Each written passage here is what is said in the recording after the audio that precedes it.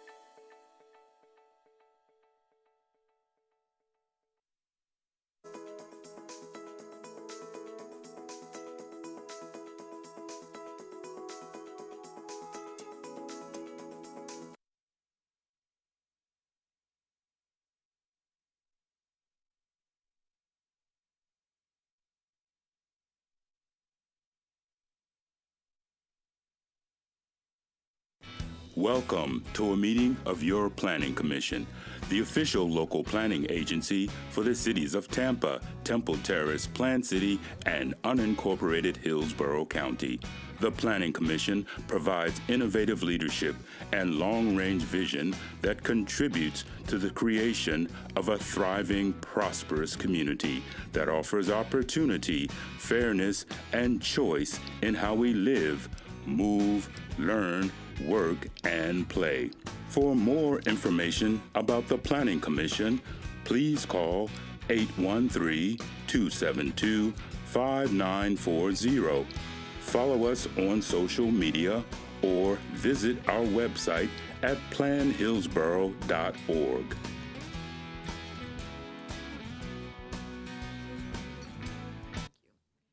Welcome to the June 10th, 2019 regular meeting of the Hillsborough County City-County Planning Commission. We thank you for attending this meeting. Your comments and participation is encouraged. Please sign the register at the rear of the room and turn off any devices that may be a distraction. If you wish to address the commission on agenda items, we ask that you please complete the appropriate public comment sign-in sheet at the rear of the room now. When addressing the commission, please state your name, address, and speak directly into the microphone. For those of you who are not familiar with this process, the meeting will be conducted as follows. The agenda item will be introduced.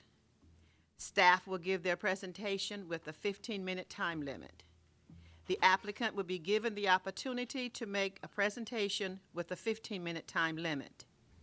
Following presentations, members of the public may address the Planning Commission when recognized by the chairman.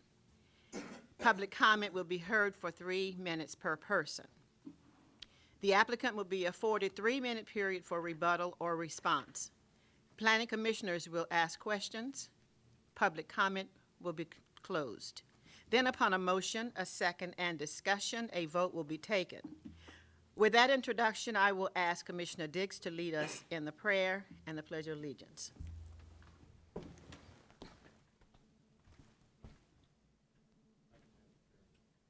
Dear Lord, we thank you for this day and for the many blessings you've given us.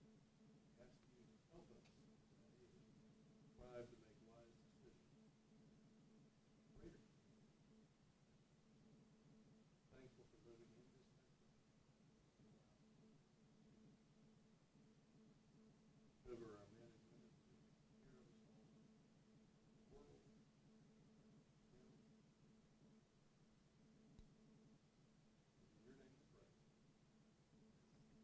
Attention. Salute. Allegiance to the flag of the United States of America and to the republic for which it stands, one nation, under God, indivisible, with liberty and justice for all.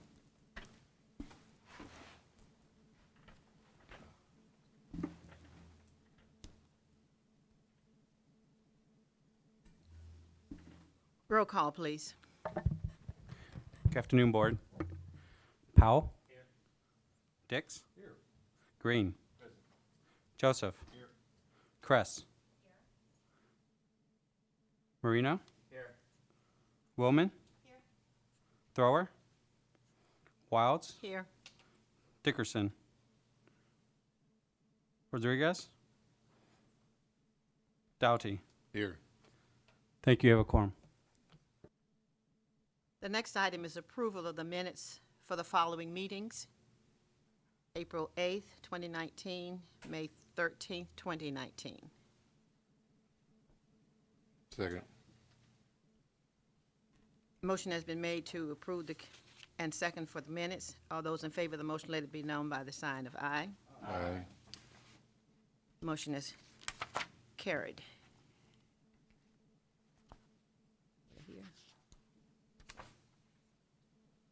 Agenda item 2, public comment. If there is anyone who wishes to provide comments on items that are not on the agenda, please approach the podium one at a time and state your name and address. You will have 3 minutes.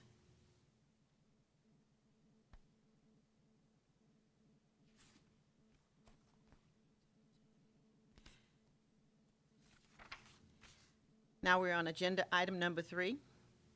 Alafia River State Park Unit Management Plan. Presenter, Sean College. Good afternoon, Commissioners. I'm Sean College with the Planning Commission staff. This is the Alafia River State Park Unit Management Plan. It's an update to a management plan for the Alafia River State Park. It was submitted to us by the Florida Department of Environmental Protection with a request for a consistency determination with the unincorporated Hillsborough County Comprehensive Plan, and that is per chapters 97, 351 laws of Florida. Some background with regard, I'll give you some brief background and staff recommendation, then I'll be introducing a representative from the Department of Environmental Protection who'll give you some more detail about the plan. This piece of property was acquired in 1996. It's a large piece of property. It's 7,717 acres. Historically, this property was a phosphate mine and is now a recreational park with mountain bike trails, and also this large area protects the water quality of the Alafia River. On the left side of your screen is an image showing the general location within Hillsborough County in the southeastern area of the county.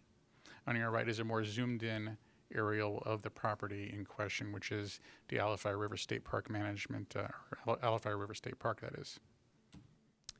Management goals within the plan include protecting water quality and quantity, restore natural communities within the area, protect imperiled species, removing exotics, and improved public facilities for recreation.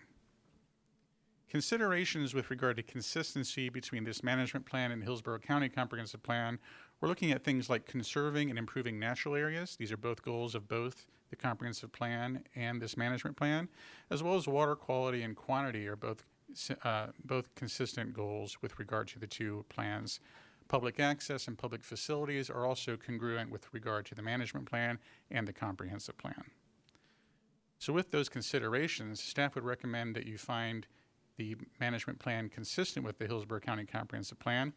At this time, with your permission, I'll turn it over to, we have Mr. Tyler Maldonado on the phone from the Department of Environmental Protection, and he'll be going over a brief expanded PowerPoint for you and be available for your questions.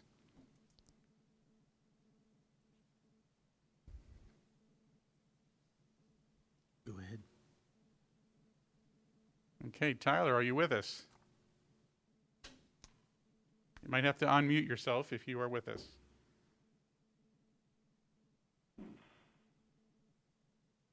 Okay, we're not hearing. Hello, can anyone hear me? There we go. We can hear you now, Tyler. Yes, you can. Can anyone hear me? Yes, you can go ahead. Hello?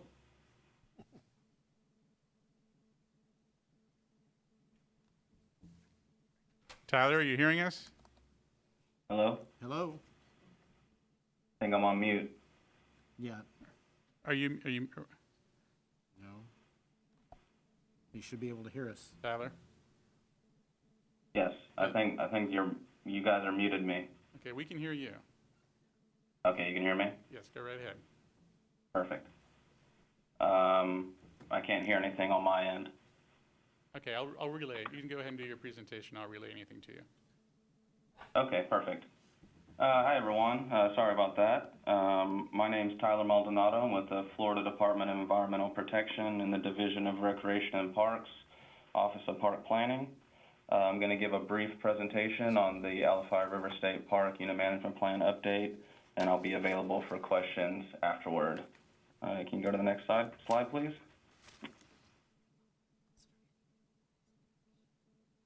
Yep. Okay. Just a little bit about our management planning process. Every state park is required to have a unit management plan by law, and they're supposed to be updated every 10 years. They will then, after they've been approved, they'd be the managing document for the property over a 10-year time horizon. What we do up here in Tallahassee is I coordinate with the central office staff as well as the district staff down in Southwest Florida, as well as the park manager and his staff, and we develop management goals and objectives. We draft the plan. We do an internal review within the Division of Recreation and Parks, and then we do a public process that includes a public meeting and an advisory group. For this park, we had public meetings on March 27th, and then we also had the advisory group meeting on March 28th. Afterwards, I received a bunch of comments from the public and different stakeholders. I went and revised the plan, and then I submitted it for review with the Acquisition and Restoration Council. That body should be hearing the plan for approval on the August agenda up here in Tallahassee. Next slide, please.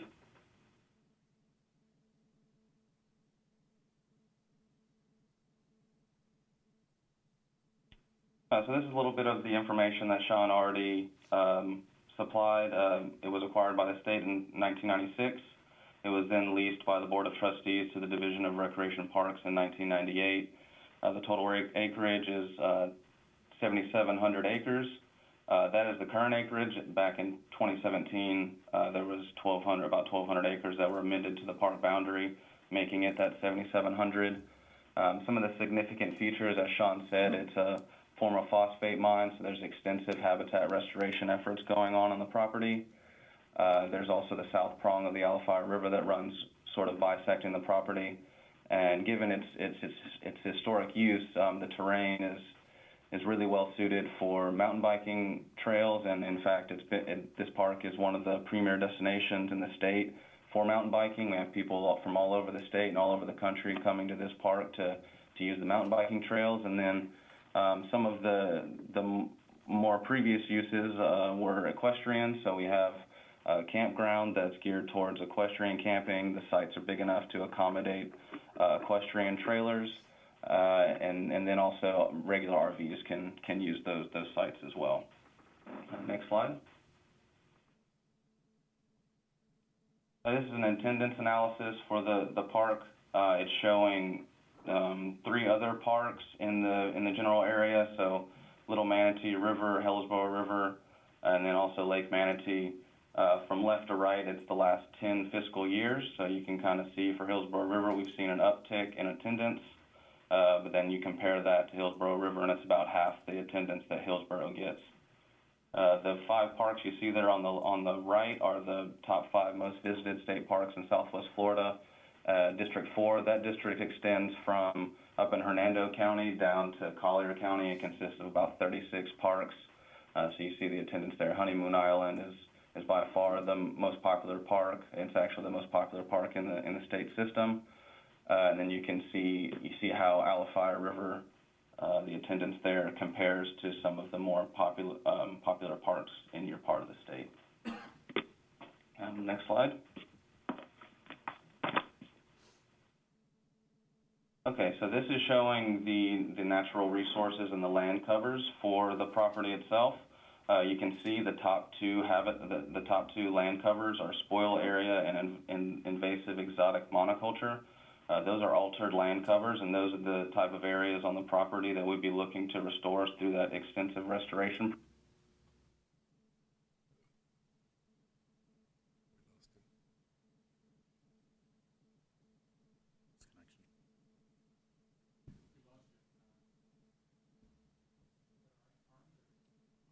I don't know.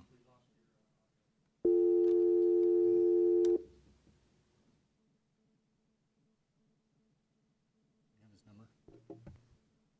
Tyler, why don't you go ahead and see if I can use the phone?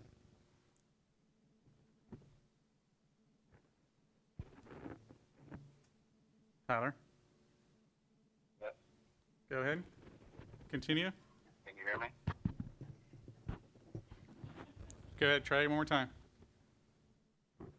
Can you hear me? Can you hear him? Yes, they can hear you. Okay. So what I was saying is, by far the property is dominated by altered land cover. So it's about 65% of the property is in some sort of altered state. So the main priority for this management plan would be to restore the habitat types to their desired future conditions. If you go to the next slide, I have a comparison of the 2 different maps that show the one on the left side is the existing conditions. The one on the right is in desired future conditions. So if you see the different colored hatching on the left side of the map, that shows all of the different altered land cover types that we have at the property, and those would be the places where you'd see the most extensive habitat restoration efforts going on. So putting these maps side by side kind of shows the work that we'd be doing over the next 10 years. Just for a quick example, Music Flatwoods, we have about 850 acres, and the desired future condition for that habitat type will be almost 2,800 acres. So through exotic treatment, through prescribed fire management, those altered land covers will one day be in their desired future condition. And what I'd like to say here is that all of these restoration objectives in the management plan, they are meant to start the process, but they're not meant to be accomplished in 10 years. A lot of this work is going to take a lot longer than 10 years, but this is trying to move the needle in the right direction. The next slide. These are just a few of the different resource management objectives that we have at the property. On the left side, hydrology, imperiled species, and cultural resources. Those are something that we monitor on an annual basis, and there are some objectives that we would want to accomplish in those categories, but for the most part, the priority of the park will be natural community and exotic species restoration, so maintaining about 2,400 acres within the optimum fire return interval. We do have a grazing contract or a grazing agreement on the property, so we want to ensure that they're using the best management practices, and we will work to develop metrics so that we can gradually release those acreages from grazing. And then on top of that, there's a pretty extensive exotic species program, so we're looking to treat almost 700 acres per year. The last slide that I have for you today is the conceptual land use plan. This is in regards to recreation. So the first few things that I was talking about were more resource management based. This gets into the recreation plan for the park. And given that this is a 10-year management plan, these are intended to be options for the park manager to choose from in the event that he gets funding. These are the different things that he could try to accomplish. There's a lot on here. We don't expect probably a majority of these things to happen, but in the event that we get a good amount of funding, this gives us the flexibility to do these different type of projects. So the main goal within this plan would be to create one unified entrance. So right now we have 3 entrances off of County Road 39. So there's one in the northern portion of the property, there's one sort of in the middle, and then there's one down on Thatcher Road. So what we want to do is create one unified entrance through the main entrance of the property, which is that white line that you see sort of on the left side in the middle of the map. That would be the main priority, and then everything falls from there. Once we were able to create that unified entrance, then we could relocate the existing equestrian trailhead. We could develop a primitive equestrian campground. We redesigned the existing campground to try to facilitate more camping in that area, and then we'd be looking to do some more things around the south prong of the Alafia River over there by Thatcher Road. So that's going to be a new day use area with paddling and picnicking opportunities, and then also a cabin area for overnight accommodations. And with that, I'd be more than happy to answer any questions that you might have. Are there any questions from commissioners? I have 2 to relay. One was you indicated that it was very popular for mountain biking. Where exactly are the mountains out there? That's just a joke, Sean. Pass that on. Seriously, though, in the 10-year plan, 10-year time frame, you have you refer to it as the south prong of the Alafia River, and it's really just nothing but marshy wetlands. But it looks like it's been carved out on your 10-year plan, and I don't think you have any intention of doing that, but I thought I would just ask. Did you hear that? Did you hear that, Tyler? I can hear some of it. I can't hear through my phone. I can only hear sort of Hey, Sean. noise. Sean. Oh, I'm sorry. You're Sean. Excuse me. Tyler, this is John Dix, and I was just curious. One of your PowerPoint slides shows a 10-year time frame as far as the conceptual use, and it's got in there in the south prong of the Alafia River. I'm kind of familiar with the property out there, and the south prong is really, I mean, it's really just more super wetland. You can't really canoe or anything out there, but it looks like it looks almost like in the conceptual thing, y'all were kind of trying to excavate that and use that, you know, for waterways. And I don't think that's your plan, but I just was curious about that. No, it's that on the conceptual land use plan that is showing more or less the floodplain or the wetland area of the south prong. We do have that bridge right there at Thatcher Road, and at times during the year it is navigable. And at this point in time, there is somewhat of an informal boat ramp. So what we would be looking to do is more so formalize that area so that in times of high water that it could actually be used for water access in some limited fashion. Interesting. Thank you. Commissioner Dowdy? Thank you, Madam Chair.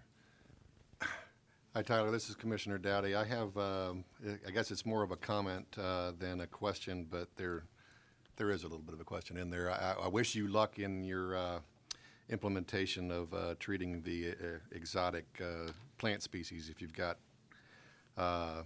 hundreds and hundreds or thousands of acres of exotic species and you're only treating 700 a year. But I'm curious about the feral hog population. I know I do a lot of camping myself in a number of the state parks, and I know that the feral hogs can be a big nuisance. They are in a number of the parks that I spend time at, so I'm sure that they can impact your ability to convert the habitat around the area, so I'm hopeful that you have some plans to maintain a small or eliminate the feral hog species, though I don't think you'll be able to eliminate them. So if you could talk about the hog population, that'd be great. Sure, yeah. So at this point in time, we have about 300 hogs that are on the property, so that number can fluctuate up and down, but last we inventoried it, we do have a considerable population. We have been at other parks in the area and a lot of parks that have that feral hog issue. We have been experimenting with new methods, so it's sort of trapping multiple hogs all at the same time as opposed to trying to eliminate them one by one. And then also, whenever we do these type of things, we always try to have partnerships in place. So FWC as well as the U.S. Department of Agriculture supplying data and grant money and manpower. So whenever we try to do these things, we try to take a team approach to it. But yeah, you're right. There are a lot on the property. We will be doing the best that we can to address that issue. But you know, given the altered state of this property, a lot of these things are going to be 10, 20, 15 years in the making before we can actually get a handle on it. So we do the best that we can with the resources that we have, and this plan is trying to give us a lot of the objectives that we have are aspirational. So we know that sometimes we may fall short given funding levels and staffing levels, but they're meant to be aspirational. So there's something that we shoot for and that we can eventually get a handle of.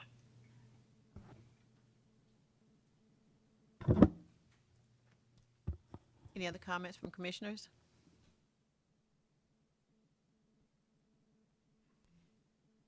Are you done? That concludes our presentation. Thank you. You're welcome. Thank you. Now we need a motion. Is there any comment from the public? Seeing none, we'll entertain a motion. Madam Chairman, I would move that we find the proposal to be consistent with the comprehensive plan. Second. It's been moved to second that we receive this motion. All those in favor of the motion, let it be known by the sign aye. Aye. Are there any oppositions? Thank you. The motion is carried. Madam Chair, who seconded?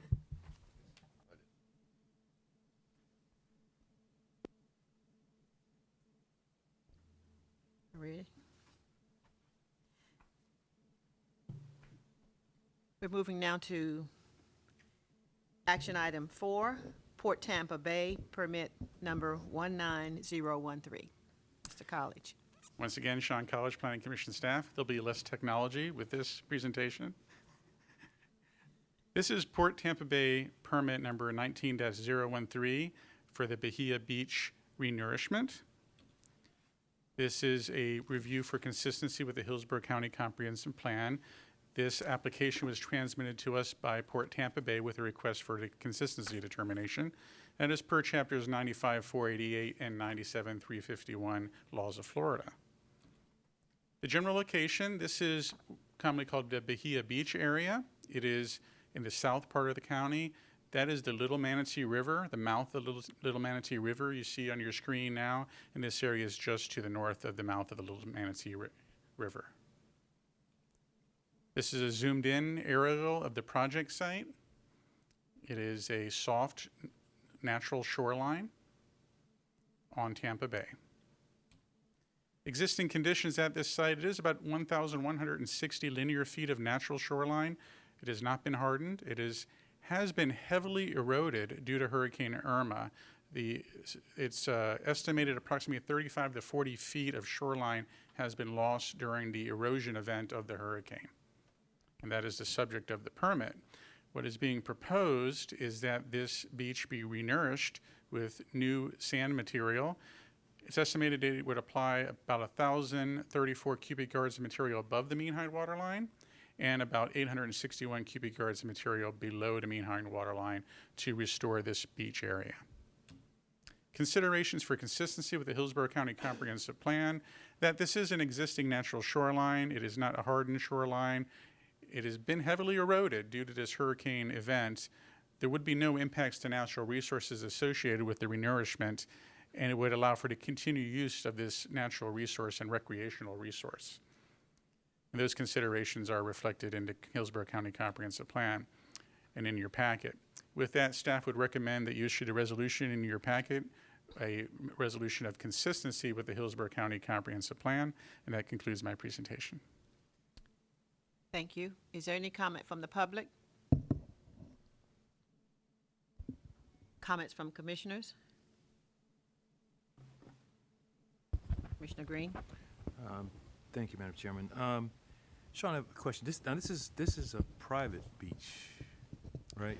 This is Private property, rather. yes. The upland property is private, correct? Okay. And it is being, the applicant has submitted this application as a private application. The private ownership is performing and paying for the renourishment. Okay, but it's submitted through the port. Right. Whenever you do any kind of activities below the mean high water line, you're subject to sovereign submerged lands rules, and you have to get a permit from the port for that activity. Okay, good. Thank you. Any other comments from commissioners? All right. I'll entertain a motion. I'll make a motion that we approve Port Tampa Bay permit number 19013. Is there a second? Second. Thank you for the motion and second. All those in favor of the motion, let it be known by the sign aye. Aye. Any oppositions? Motion is carried. Thank you. We'll now have a presentation on recent county plat studies from Public Works. John Patrick. Good afternoon, Commissioners. My name is John Patrick. I am with Hillsborough County Public Works. Sorry, it's just...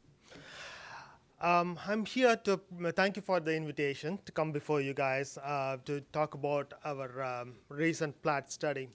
Almost a year back, we had come before you guys to talk about the plat studies, the framework, how we set up to do these studies. Some of you were here, some of you are new, so I would go back and tell you what the plat study is, just define what it is, and then look at two. We were going to bring forward two projects, 131st Avenue in the university area, and the second one was the Big Bend Road. Just as we put together this presentation, it was a long presentation of a lot of material. So what we thought was we will present you the 131st Avenue in the university area, and then the next time around when we get a chance, we will bring back the Big Bend Road study as well before you. So what is a plat study? Traditionally, just to step back, traditionally how we do projects, how we deliver projects in public works is we create a capital improvement program, which is based on your comprehensive plan, your long-range transportation plan, and the public input. We create a capital improvement program. It's a series of intersection improvements or road widening or such projects. We are public works after all. So we create this program, and our engineers diligently work on these projects, do a PD&E study, construct, and deliver these projects. One of the questions keeps coming back over and over again: how does these corridors help the community? How can we leverage these corridors or these investments to create value for the community? So what we did was create a new approach. As planners, we like more studies. I don't know why we like it, but we do. So in this case, we did a framework called Plat, Preliminary Land Use and Transportation Assessment. What it does is looks at transportation and land use together, understand the community, and create a infrastructure that is compatible with the community and provides some create value for the community. I'll show you how. So the intent is, this is the intent of the, as we started, this is the intent. These are all, for lack of better term, these are all buzzwords, but this is actually what we are doing and we are trying to accomplish. So the community plans, we have several community plans, and each community plan says what their community wants it to be when it grows up. So each of these corridors are defined. Some corridors are not very specific, but some corridors goes into very good detail in the community plans. And we look at that. We need to be cognizant of the safety for all users. Doesn't matter where we build these roads or intersections, we need to be cognizant of that. So we look at the Vision Zero documents that we had, the MPO has generated. We look at that as well as a guidance for creating a safer design. It's not retrofitting corridors. It may be in some cases, like 131st, it's a retrofit. If as we do those projects, we need to keep safety for all users in mind. All these corridors has a connection to the community. These corridors, as they pass through, it is not just about moving people, moving cars. It's about how they interact with the community. We need to make sure that we understand that and create infrastructure that helps the community to use this corridor in the way they looked at this as in their vision in the community plans. These are big. The next one is creating value. As we do public works projects, these are multi-million-dollar investments to the community. We need to make sure that we are leveraging these infrastructure improvements for economic development or development within the community that creates positive change in the community rather than impact them negatively. And then all these things, as planners, we like to dream a little bit. So we need to tie ourselves back to the economic reality of what we can and cannot do. So this Plat process, as we look at this Plat process, we look at the market reality of what can happen and create these infrastructure or design these infrastructure that will enhance the community. So this is the middle part between these arrows. As you can see on the left-hand side is the capital improvement program, and the right-hand side is the PD&E study, the engineering study. So in between is where we have this Plat study. Basically, it has three components or three parts to it. First is existing conditions. Basically, we call it the understanding the baseline factor. When these traffic studies are done, it's more of a static study. It is not dynamic. Where are people going and coming in real time, not in a model, a long-range transportation model? Where are they really going and coming? What is the purpose of the trips? To minutely understand those characteristics to really design these corridors. So that's what we did. We used big data to look at where people are going and coming, origins and destinations. What are the infrastructure existing in that community? What does it need more of? Where are the gaps that we need to fill in? We look at the access management, the frontage. Those are the regulatory environment that is there are the requirements in those areas, what is the zoning district, all those things. That's existing conditions. Then we do what we're calling balancing development pattern and form.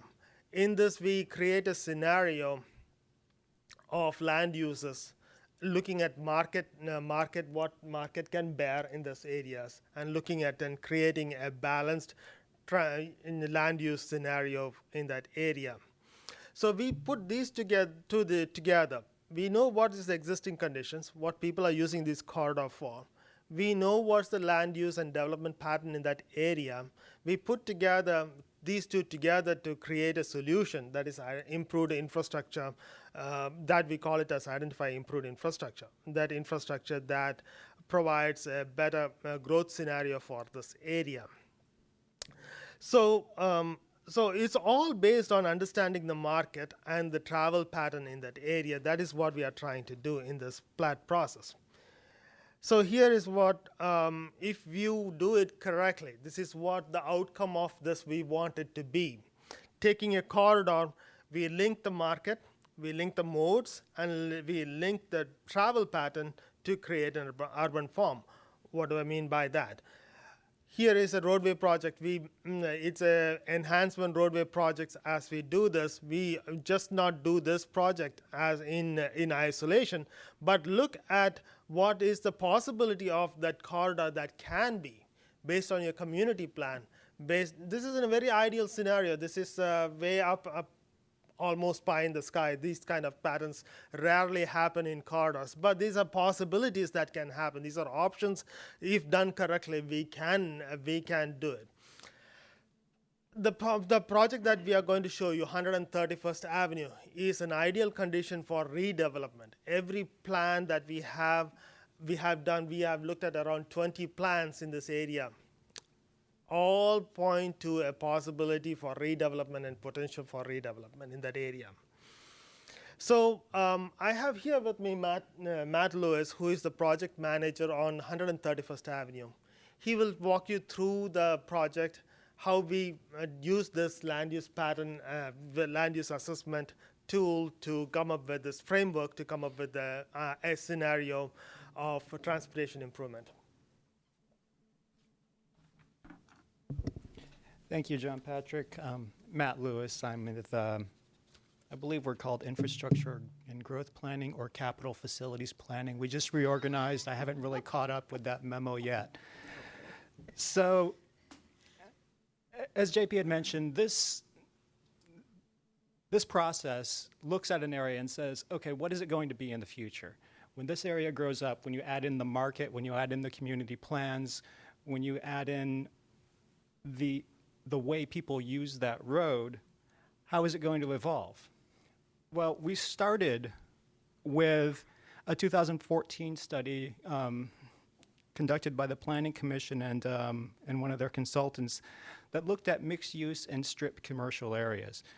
The reason we looked at this is because this thing identified 3 different patterns: compact urban, connected suburban, and modern suburban.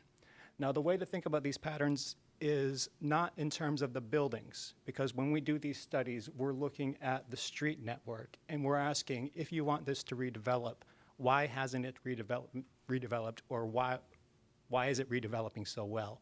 So the buildings are reacting to the infrastructure improvement that we're making. So we're just looking at compact urban in terms of a very tight gridded network, whether or not that's square or cow paths that evolved into streets, kind of like Boston, where you don't know where you're at.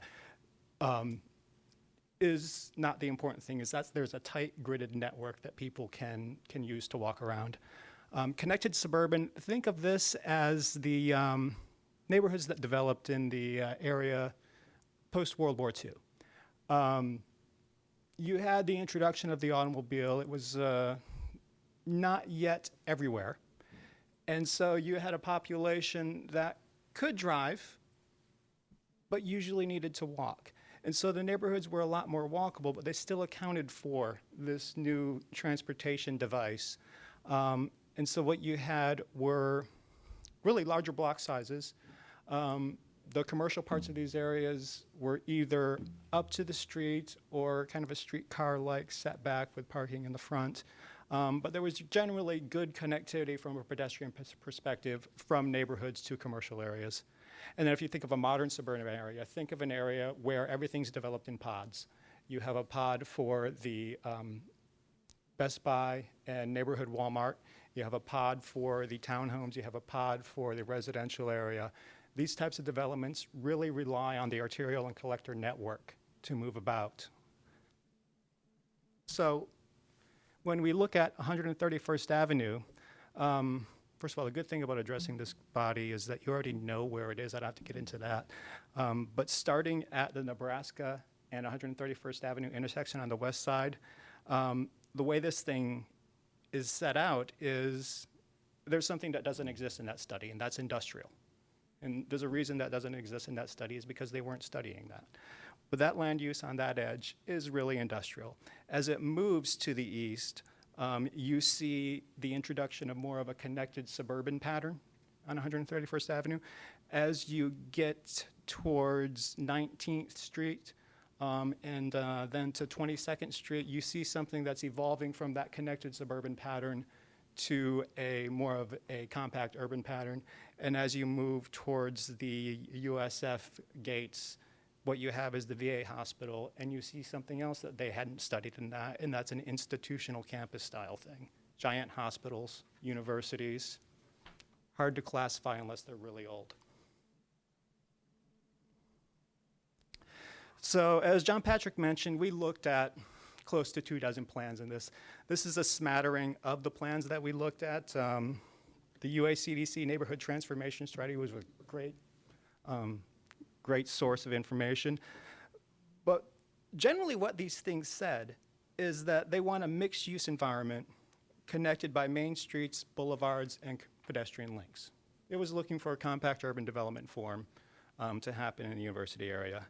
Another common theme was pedestrian safety and crime. The built environment and does not really work well to ensure that people feel safe and don't get run over.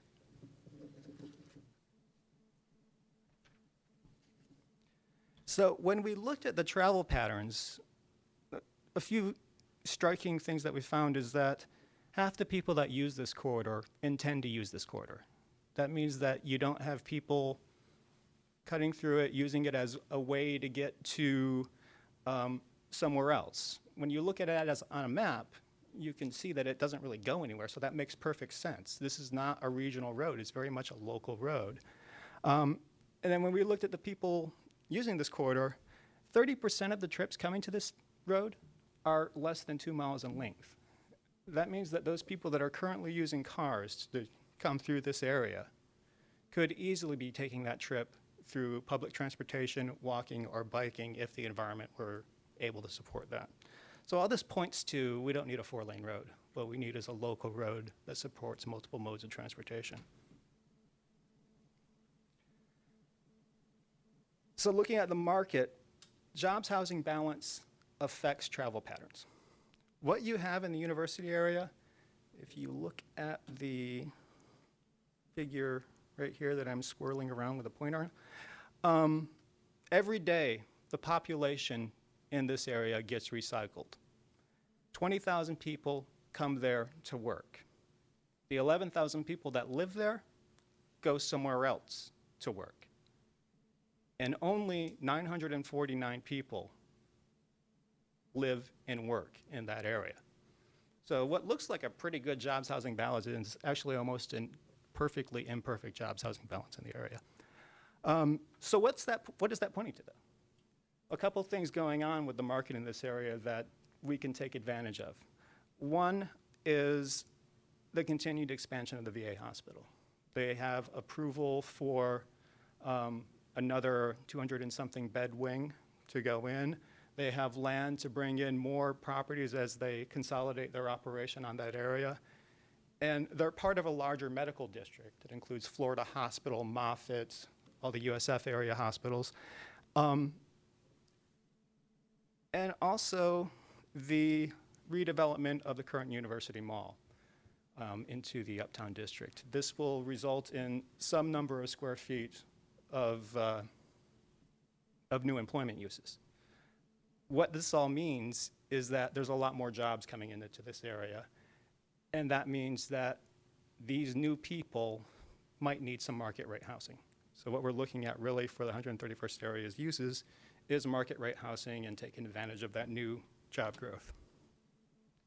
So recommendations area by area, starting in the 131st area in Nebraska intersection where Robbins Manufacturing is.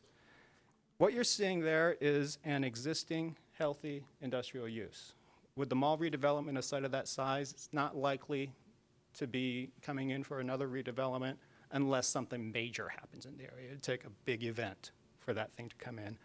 So what we're looking at is having the future land use and the form-based code for the area be ready for that thing to come in to redevelop. 12 units per acre is probably not enough density to support the demand that this area could support. So future land use and coding opportunities for them, as well as an option for a cross-section that the PD&E will look at that really works well for both the existing industrial employment in the area, separating the bicycle and walking traffic from the truck traffic that's going to be going in and out of this site. Well, at the same time, having a cross-section that can evolve into more of a main street or more of a residential-friendly street as the area redevelops. Now, as we move towards the east, we're entering into the area that we're calling the neighborhood section. This is an area that we see as really has an opportunity to incorporate a lot more of that market rate housing. It would need a form-based code to bring those buildings to the street and relate them properly for the urban setting that's being asked for in the area. And we're also looking at the existing stormwater pond there and opportunities to turn that into an actual amenity instead of a big lake with a fence around it. And this will help really attract this people to the area better. So the cross-section here would be designed to discourage the flow of that truck traffic from the industrial area. So bringing those lanes from 11 feet wide to 10 feet wide, slowing that traffic down significantly and allowing cars and bicycles to share this road, as well as including the plantings and sidewalks necessary to support the residential section of this form-based code. Now, as we move down to the intersection of 22nd Street and 131st Avenue, what you're looking at here is the fulcrum between the mall redevelopment and the hospital district. So we're seeing this as an area that has serious potential to develop into, for lack of a better word, their downtown, their main street. So the cross-section we're providing to the PD&E would have a wider sidewalk to serve a higher pedestrian volume, continuing that 10-foot wide sharrow, that low design speed. We're also introducing the idea of using a semi-public space between the right-of-way and the buildings. This allows things like sidewalk dining, kiosks, vendors to happen and really activate that space more effectively for our Main Street environment. And then as we reach the VA section, what you have in this area is one of the most intense pedestrian areas in unincorporated Hillsborough County. Basically what happens is the people that work at the VA park across the street. So every time they have a shift change, there's a lot of people walking around. So what we're really focusing here on is pedestrian safety. One of the key intersections is the main entrance to the VA. Currently it's configured with a long turn lane that goes north on Bruce B. Downs and 2 through lanes going into USF. The 2 through lanes are unnecessary. 1 through lane can handle the volume going to USF. So the option we're giving to the PD&E study is to take that long turn lane, turn it into 2 turn lanes shorten it. By shortening it, it allows you to move the pedestrian crossing to an area where you only have to cross one street and provide a big island to protect the pedestrians midway from their job to their parking lot. And really, it's not necessarily a dangerous intersection. These are professional pedestrians. They don't get run over in this area. But it's just very uncomfortable. And this will really help improve that comfort for these people. So, and when you think about a complete street like 131st Avenue, it's not the street that you're really doing. What you're doing is you're threading together different districts. I just went through 4 districts that are being threaded together by this street. And in order to complete that district more effectively, we have some off-corridor recommendations, namely completing the sidewalk network to the north and south. That connects very well with the UACDC's priority sidewalk plans and their redevelopment of the park, whose name I forget, and Harvest Hope, thank you. Right now we have some university area redevelopment incentives that allow for redevelopment incentives for what are called hold on, I wrote that down. Catalyst projects. Now, for what you're seeing as far as the market here, allowing a residential project meeting a form-based code to be a catalyst project will go a long ways towards furthering the redevelopment in this area. And the bigger thing going on is, as you have this type of development desired along a street, things like stormwater and parking that we traditionally handle on a case-by-case basis really conflict with the form we're looking at. So regionalizing the stormwater system would be an effective way to encourage the form that all the plans are asking for. What that basically means is you take all of the stormwater you need to encourage that redevelopment, put it somewhere other than where you want that redevelopment to occur, hopefully on the bottom of a hill, and use that as both a functional feature, preventing flooding, as well as an amenity. It's a linear park, it's a network that provides bicycle and pedestrians a better way to get down south. And really all this stuff adds up to not only delivering a street that reacts to what the community and markets are looking for, but also helps to deliver the plans that are in the area more effectively as well. So the next step with this is we are going to start the PD&E at the end of the year, and we are available if you have any questions. Thank you. Are there any questions, commissioners? Commissioner Diggs? No, I was, go ahead. You, Lynn? Commissioner Powell? Thank you, Mr. Chair. I wanted to just follow up on 2 things that I heard, and I don't fully understand how they'll actually work out, but you mentioned that for the trucks traveling through from the industrial portion into the residential, that simply by narrowing the streets from 11 feet to 10 feet, that was going to somehow deter them from, continuing to travel down into that section. And I don't really understand like the logic, behind that. If this is like their current, kind of like their behavior, how are you going to actually, change that behavior? To me, just thinking about it, it seems like it's going to make things a little more unsafe going from they're already accustomed to a wide road now to, a little bit more narrow road, especially for pedestrian safety. So could you? Okay, yeah, by just narrowing the lane, they're not going to, it doesn't prevent people from going. But what we have is called a truck route plan. That is for Hillsborough County, and the trucks are supposed to be adhering to that corridors. So for example, if they want to go to the university, they could not take a shortcut on 131st and go the shortcut through the 131st corridor all the way to the university area, and vice versa. So what the trucks can do is, if they were to come to Robertson property for heavy industrial work they have there, they can take Nebraska, get to that, and get back on Nebraska or Bruce B. down to go to anywhere else. So they're not supposed to go through that. That's enforcement. It's not by design, it's by enforcement.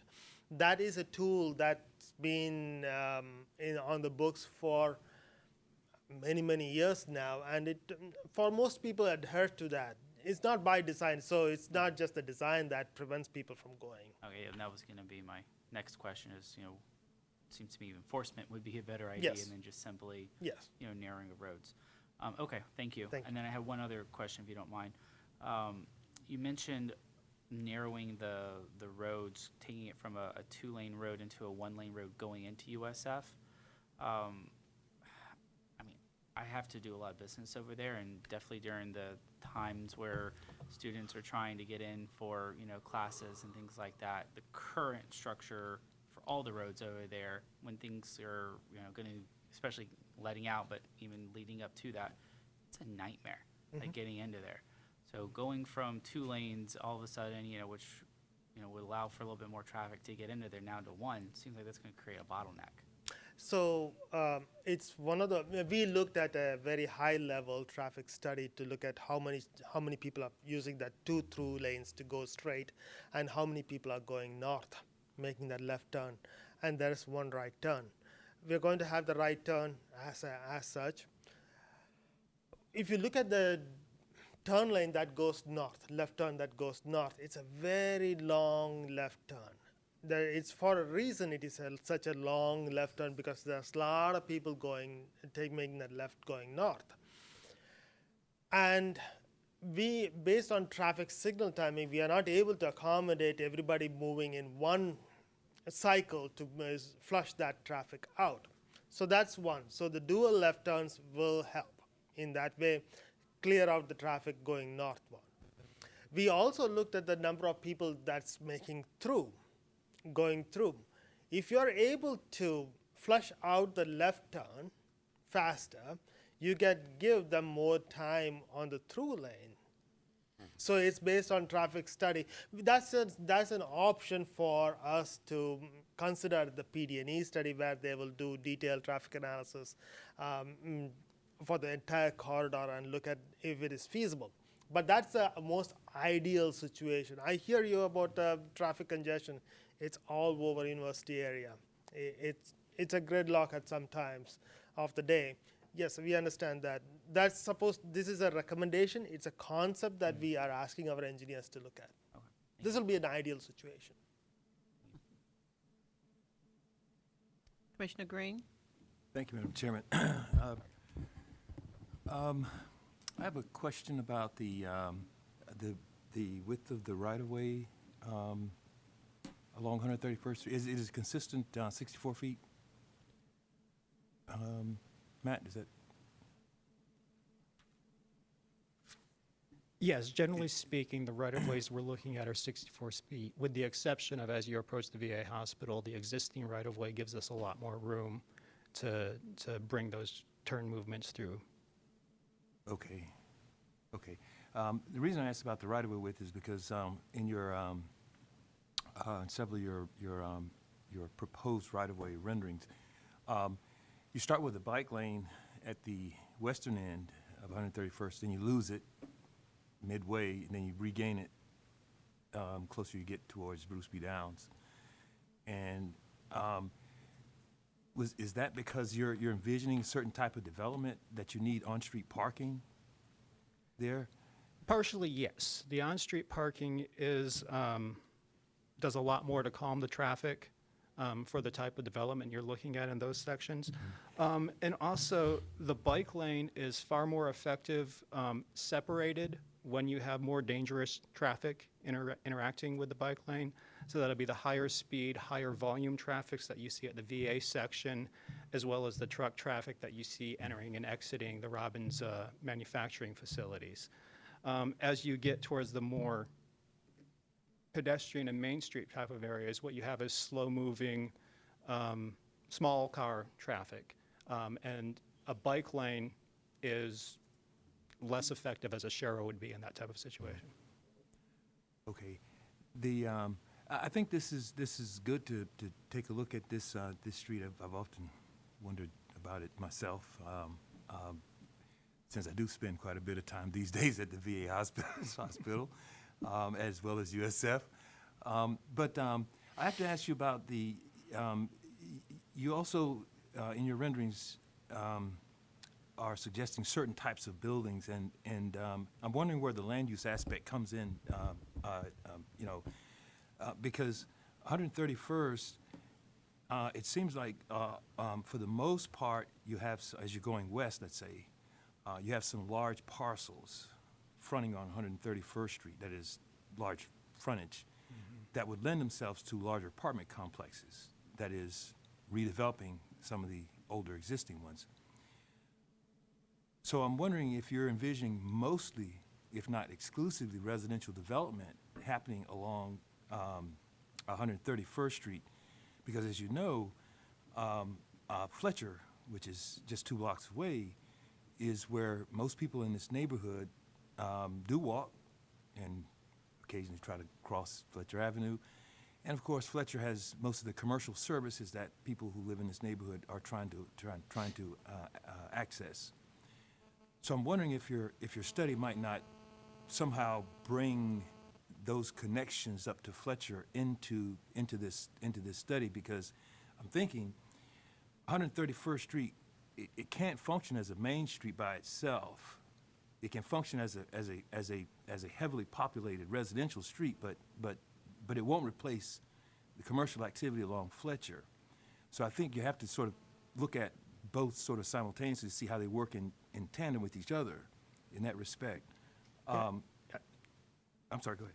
Yeah, I think that's what we saw in the market, is the demand for the Main Street retail is going to be limited on the western portion of this street, especially with the large amounts of retail that are available and on the big roads surrounding this.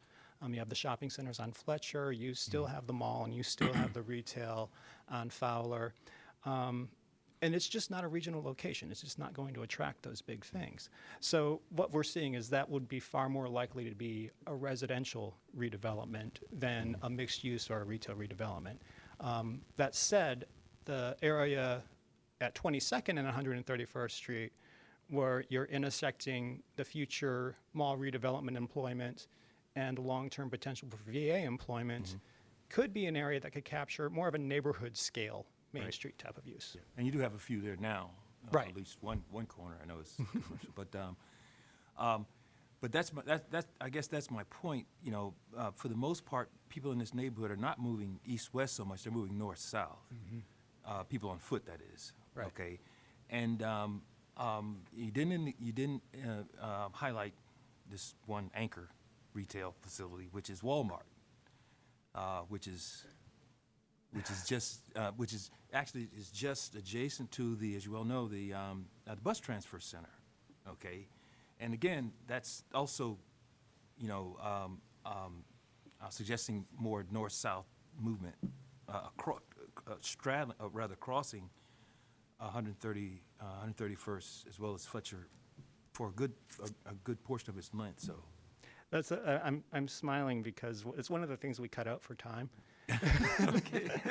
Is that we actually looked at 132nd Street and the evolution of that major commercial area there, and actually had a cross-section recommendation to allow better bicycle and pedestrian access to Walmart and the Starbucks. And as the VA hospital expands north, you're going to see the uses along that street evolve significantly. So the cross-section, we get ahead of that.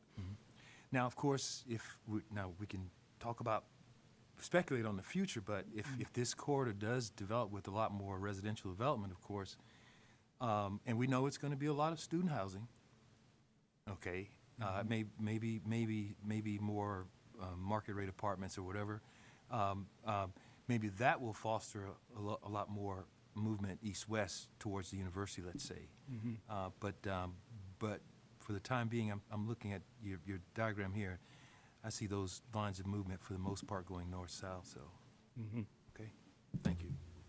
Commissioner Diggs? No, thank you. Your presentation was great. and I appreciate you doing this, and I'm glad it's being studied, but I also want to voice the comment.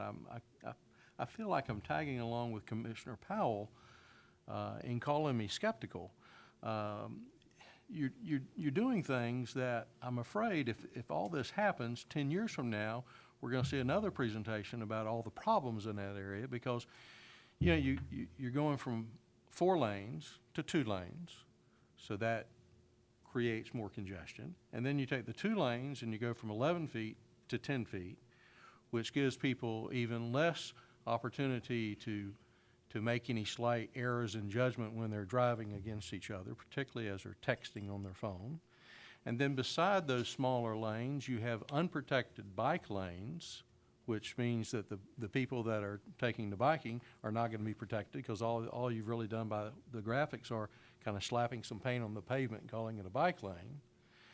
And you know, my concern is that by doing all of that, and plus taking one of those lanes that used to be travel lanes now becomes a parking lane, anybody that wants to parallel park is going to stop the entire flow of the traffic in any direction in which it's headed. It's going to create more congestion than anything else. And the goal ought to be, at least to me, it ought to be to find out why 11,000 people are leaving every day and 20,000 people are coming every day, and find out what those 20,000 people that are coming, what kind of housing they want, so we can move them in there so we have less traffic needs to begin with. But I haven't heard anything about that. Maybe you've done something about that, but I haven't heard anything on that. And I fear that, you know, like Mr. Powell was talking about, you're going to create more congestion and more problems than what we really need down there.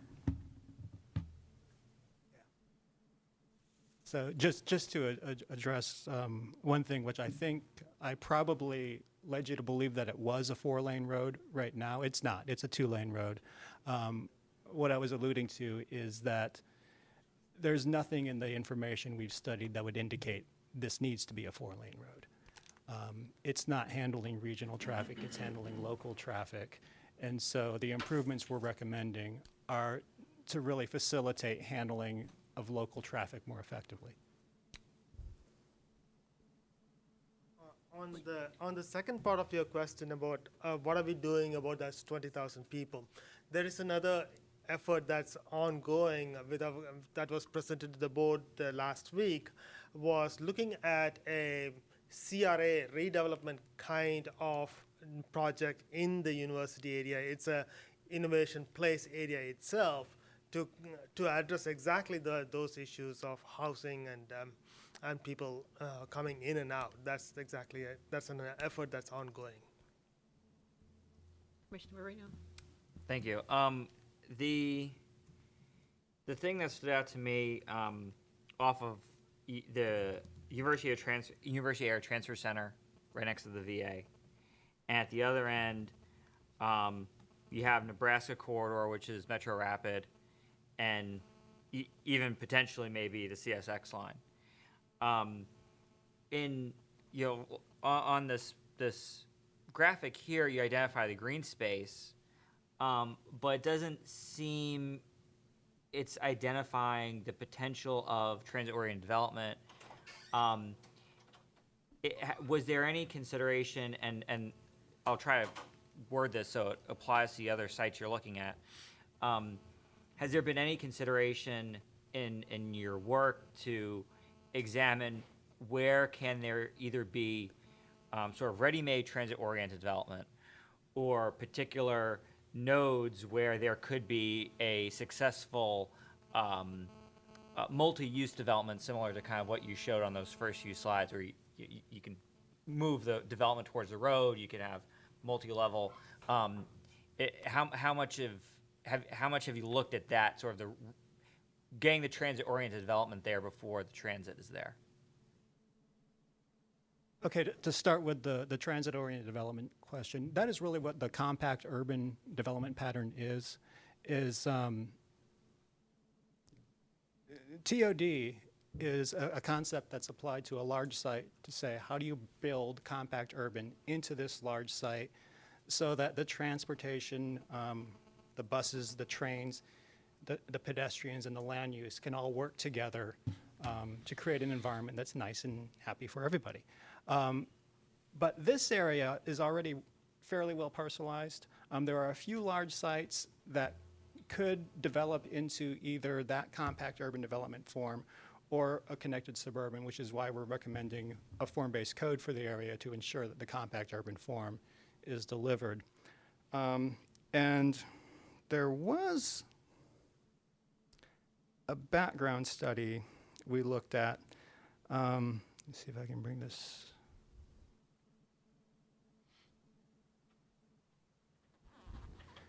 The Innovation District Master Plan Existing Conditions Analysis, along with something that's not on this slide, which is an Innovation District market study that identified a few key sites that have potential for long-term redevelopment. One of those was the Robbins Real Estate manufacturing site on the corner of Nebraska and 131st Avenue. That's why we have recommendations to allow that thing to redevelop in the future, but we can't say with any firm conviction that that's ripe to go with the mall redevelopment absorbing a lot of demand that's going to go into the area. And I would just add, in terms of transit-oriented development, the comprehensive plan has an overlay already inherent in it that would add additional density and intensity on top of whatever land use category they're at, should we have a decision that there's going to be a fixed guideway transit station on the CSX or somewhere else in the area.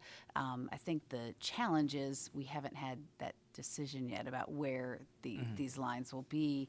To have sort of that, without that fixed asset, it's very hard to get the investment to come to spur the redevelopment beyond sort of what's being described here. Okay, can I get just Yes. one follow-up? So then, and I apologize for maybe going down this particular rabbit hole, but the property around the transfer center, I believe those two parking lots are for the VA, the ones that have the solar panels on top? Yes. So has there been any engagement with the VA about the potential of turning those properties into, for example, housing for homeless veterans, or some sort of residential property turning that right now into some sort of residential property because it is publicly owned and there is that, for example, that particular need? We did meet with the VA on several occasions about what their long-term plans are, and unfortunately they're not in a position to say they have one long-term plan for the area or another. They just haven't had the ability to build that master plan into their facilities planning.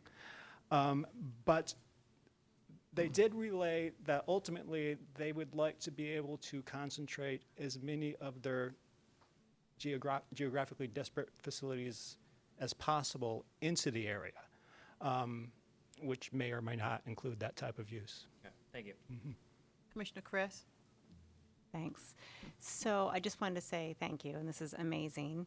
And I wondered, for your Plat studies, is that going to apply to every project now, or are you just kind of hand selecting a few? Because I'm sure this takes a lot of time and energy.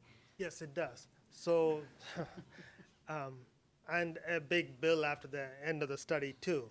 So what we are trying to do, we are selecting only projects that add capacity. That's large-scale project, like a Big Bend Road widening project. That has a big impact on those projects. If we are not doing these for intersection improvements, things like that, unless there is a flyover or something we are pursuing. So it's only for major capital projects that we are doing. That's the trigger. Yeah. And then just to follow up on Commissioner Dick's concern about the safety of cyclists along the corridor, you've seen in lots of other cities, they have the sidewalk at one height, the bike lane at another height, and then the road at another height. So that could be one maybe somewhat inexpensive way to solve that.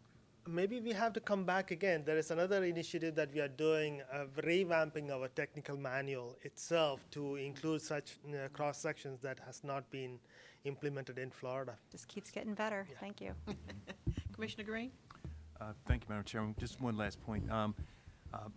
John, you didn't mention anything about Robbins. Of course, we've been talking about that property for years now because they're, as I understand it, they've been sort of downsizing or moving their operations out. It's not as intensive as it used to be, but it is a major brownfields site. And I mean, as it could be a catalyst project, but it ain't gonna happen anytime soon.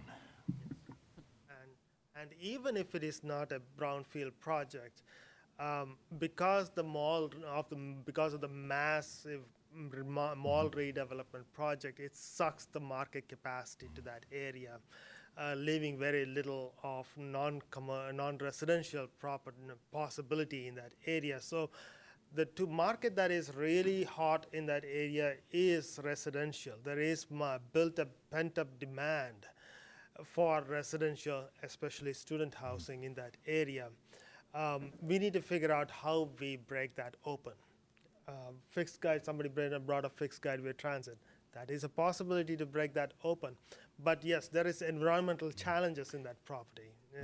We are aware of that. This brings up some other issues too related to industrial redevelopment in the general USF area because, you know, of course, south of this, in the city of Tampa, the Tampa Industrial Park, you know, a lot of that property is likely to change. And then, so if we're going to be talking about future industry, light industry or, you know, tech-oriented industry, let's say, that could move into this area, I think it's going to be a challenge to sort of find proper locations for them where they can go. I mean, this could be a little niche location, let's say, for something like that. That Robbins property. I mean, it's a big site, has good access to the interstate, so that might be a consideration. Yeah, absolutely. And I think I'm glad we are having this conversation. This is exactly what Plat studies is supposed to do. Think about when you do these transportation projects, have these conversations about land use. What is the best land use possibility? And I'm glad you guys are bringing up this conversation up. That is the next step of it. Here, it doesn't stop here with handing over this project to the PD&E study. Now there is an offshoot of land use. How do we set up land use around this for all this to happen? That is part of the next steps in this Plat process. Commissioner Wilma? Yes, thank you. I'm one of the new commissioners that missed the original presentation, which I think was April 2018 when the framework for the Plat studies was introduced. I went online to try to get more information ahead of time. I didn't see much other than the actual transcript from the Planning Commission meeting. So it might help to put something more out there for the public to know that this is being done. I don't know if it's already out there. I might have missed it, but so we can do that definitely. Yes, okay, we can provide you the last presentation that we made, and as well as there is a 2-pager, 3-pager, some 2 or 3-pager information on what the process is that gives you a little more brief. Yeah, I was wondering if the framework did that go through like a formal process to be adopted? Like, did the Board of County Commissioners decide on? It has not been formally adopted by the BOC. It's not a resolution, but it has been heard by the board. Actually, they have heard this. They like the way we deal with transportation and land use. Yeah. Okay. And is this the first study, the 131st Avenue Plat? Is that the first study? No, we had a test case before that was also presented the previous last year. Was on 42nd and 46th Street.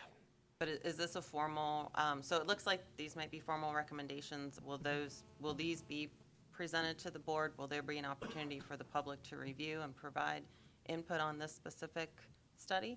We go, as part of this study itself, we go out, in this phase of it, the Plat study, we go out to the public in terms of stakeholders. We get set of input from them. And the next step where the public can provide input is the PD&E study itself, where they actually design these. These are concepts. This has to be engineered, and that's where the public can provide their input in the next phase. Thank you. Excuse me. Oh, Thank you, Madam Chair. you're Great presentation, JP, Matt.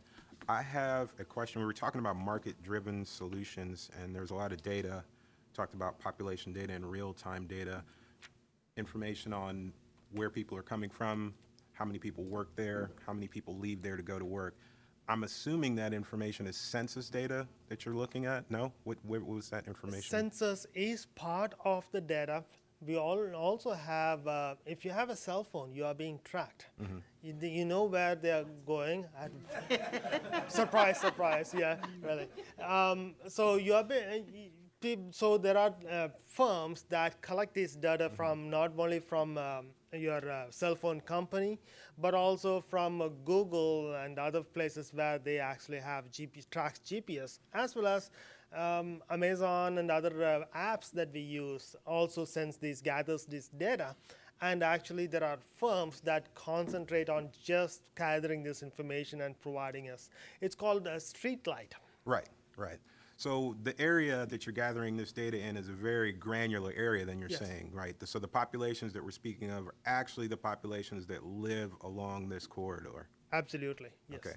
My second question then was, and it's kind of in line with Commissioner Willman's question, is how do community-driven, because we've talked a lot about market-driven, and then in answer to the commissioner's question, we kick back and say, well, at some point in the future, the community will get to give their ideas. Your presentation didn't talk about community-driven. We seem very market-driven and decided on what we're doing. How do we find that balance? Where does that balance come in? Well, what we look at when we do these plat studies is the community plans themselves. Now, what we don't want to do through a plat study process is unzip and force the reconsideration of the community plan. That involves an entirely different set of community actors than really a land use and transportation assessment of a roadway is situated to do. You have to look at a larger, broader area than just the 1,500 feet that we're going to look at when we look at this road. So what we try to do is take all of these plans and condense them into community desires and test those with stakeholders immediately upon the roadway. And if we see a potential conflict with that plan and what we think could happen on this roadway, or if we see a chance to further something that's in those plans, like we did with the unified stormwater and this study, then we'll put those things forward as part of the next steps. And those next steps, fortunately we haven't had to do it, might be revisit the university area community plan, because this desire on the intersection of 22nd Street and 131st Avenue is not realistic. It can't be delivered, and you have to manage expectations with the community now. Or it might be, in order to better implement the plans that are made for this area, you need to change a coding strategy, which is what we did here, a form-based code. Now that process will involve a lot more formalized public input. It will be basically an amendment to the Land Development Code that requires a good deal of public participation on that particular aspect of implementing their community plan. So we don't try to create a situation where we upend plans that have been carefully constructed over time. Thank you. Are there any other questions? Thank you very much. Thank you. You're welcome. Thank you.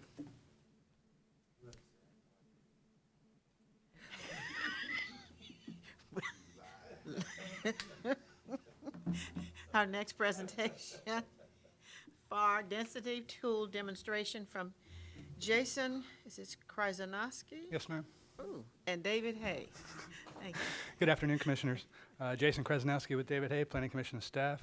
We are introducing the internal floor area ratio and density calculator app that has been in development for over a year. The application is an interactive map that is based on the property appraiser's parcel data and our own FAR and density calculations, which are updated quarterly. The map allows users to select parcels where they can view the living units and the buildings for those parcels, and they can also select groups of parcels and view the averages of the floor area ratio and the density for those properties. And Mr. Hay will demonstrate that in a minute. Other things with the app, users can overlay existing and future land uses and change the base maps to view the aerials for the area if they need. And with that, Mr. Hay. Good afternoon, Commissioners. David Hay with your Planning Commission staff. I'm going to go back a little bit in time, like a year ago. Before this tool was developed, staff had to basically get out their calculator and go to the property appraiser's website and start looking at different parcels and adding them up and writing notes and everything.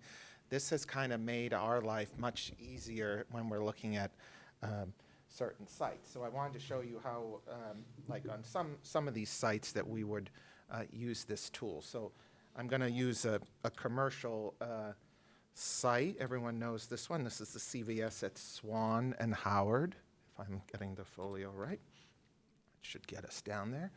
All right, so we'll say we need to, as staff, look at this particular corridor here. This is the CVS here. This is Howard. This is Swan. We'll turn on, let's see. So first we'll look at the existing land use. You could see Howard, it's all that light commercial. So we would look at, on this stretch, the floor area ratio. So we can also see what the land use is for that corridor. And it looks like community mixed use 35. So we end up, we decide the section that we want to look at. So we would, this will select by rectangle, and we'll draw basically down. It selects all the parcels fronting on that Howard Avenue. It's 15 sites total. We'll go down into the statistics. And basically, there's your average floor area ratio for that whole segment. Not very high, it's 0.26, because a lot of that is one story, there's parking lots and things like that. So, but we can also look at, if there were units there, we could look at density. I'll give you a residential. The number of buildings, that there's 16 buildings on site within those parcels. We can look at the whole acreage. It consists of 7.54 acres. So it really gives us a lot of data that before we would have to spend a half an hour to an hour calculating out and documenting it. It's made our lives on the review side a lot easier. So if we zoom out, we'll go over here, I think, to clear this. We'll go over here. Where did I move? Here we go. We're looking at this right here. So this street, you can see, has some single-family attached, single-family detached, duplexes, and multifamily on it. So, and the land use is Res 35, it looks like. So I would end up turning the existing land use back on. I'm going to make sure that's cleared out. We're going to select again by rectangle. Oops. Clear that again. Grab all of them. Right, so we've selected that block. And so then we would go, since these are all residential, we would go under the density tool. And they're averaging that whole block, when you're analyzing that block, comes to a density of 31.92 units an acre. So that's how we're using it. It's been very helpful in our zoning reports. We now include a block analysis that before we didn't have a lot of time to do. So we now include that in our analysis as part of our information that we're providing to the City Council at their rezoning hearings. So I think that's about it. If you have any questions or if it's technical, Jason can. Bravo. Good. Congratulations. Commissioner Green? Yes, thank you, Madam Chairman. This is great. This is good stuff. Melissa, this is the kind of innovation that I was sort of nagging you about for a while. I think this helps us understand what it is we're doing a lot better and makes, of course, staff jobs a lot easier. Jason, were you the only one that, were you the GIS guru who sort of did Yes. this? Okay, good. Thank you. Thank you very much. I can see a number of opportunities to go even further with this type of information. Let's say, as a lot of cities are evolving around the country, of course they're not getting any simpler. They're getting a lot more complex. And tools like this, digital tools, helps us to better understand, how they're evolving, how to plan for them, how to make good decisions about about their futures. Let's say. And I can see, hopefully, maybe in another few years or so, maybe not that long, that this could be paired with a digital model of a portion of the city, and this tool will become even more powerful in terms of its usefulness. Let's say. Well, and I did want to comment. We are continuing, and Jason is mostly doing all this.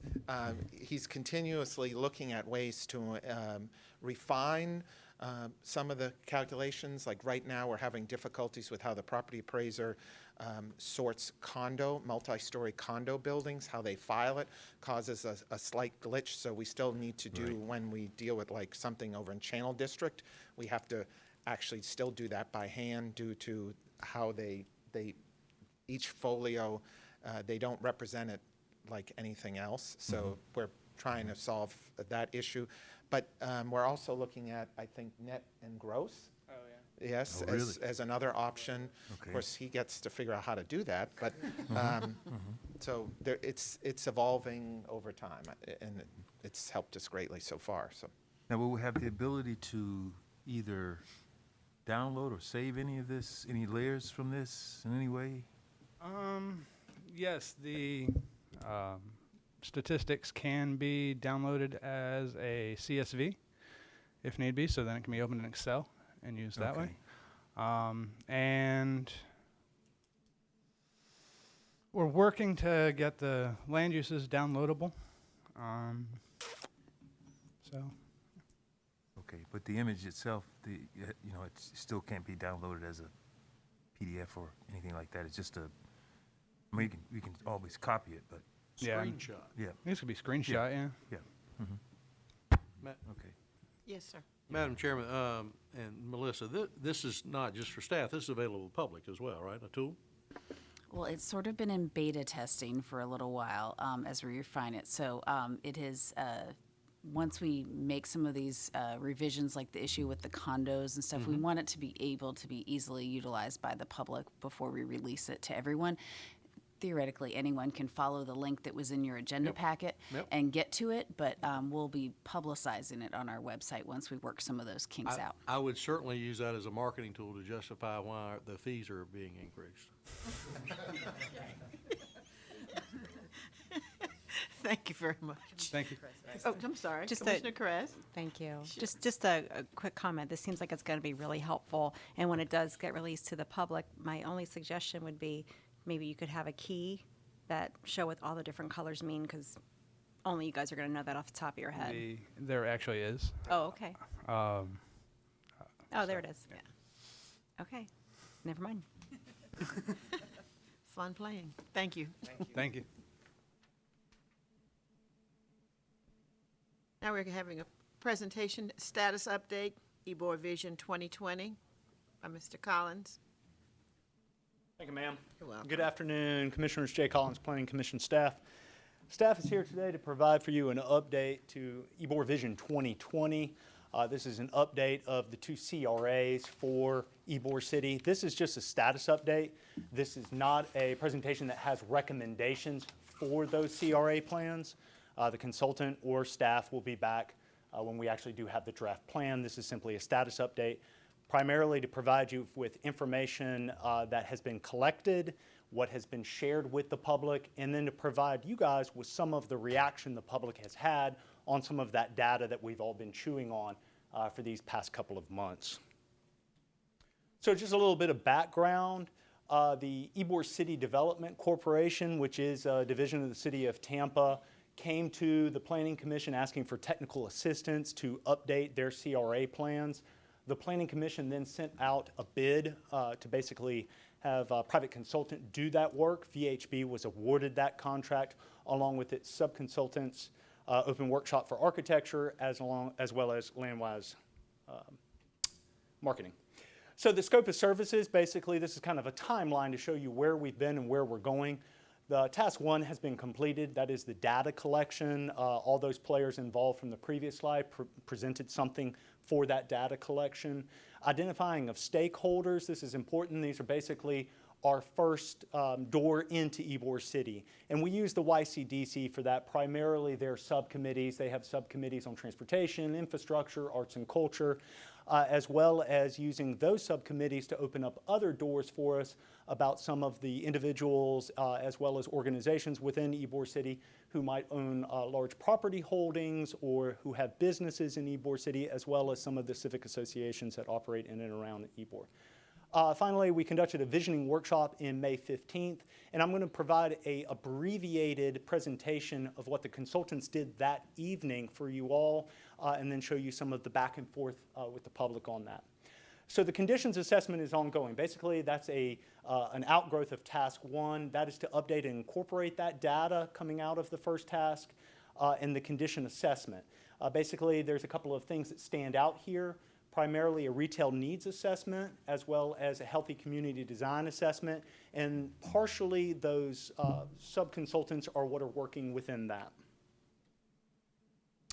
Public engagement is ongoing. Part of that public engagement we would like to tell you about, if you visit yborcity2020.com, we have a survey. That survey has been up for a little over a month now. That survey comes down on Friday. It is a survey that's pretty open-ended. It's asking you those questions of what is it that's special about Ybor, what are some of those strengths, weaknesses, opportunities, and threats to Ybor City that you may see. And again, you don't have to be a property owner or a business owner, and you don't have to be somebody who works in Ybor City. Anybody can do this. Ybor City is everybody's neighborhood. It's a 24-hour neighborhood, just like we talk about downtown as being everybody's neighborhood.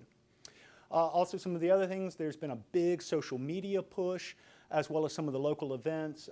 The consultants were going out to the Sunday markets that they have over there, as well as some of the Italian festivals and some of the other festivals that they have in Ybor City. And finally, the fourth task is to actually finish the plan. And the plan is scheduled to be finished this fiscal year, so by September the 30th. And that will include full presentations to the YCDC, as well as this body, the Planning Commission, and City Council acting as the CRA, the Community Redevelopment Agency for the City of Tampa.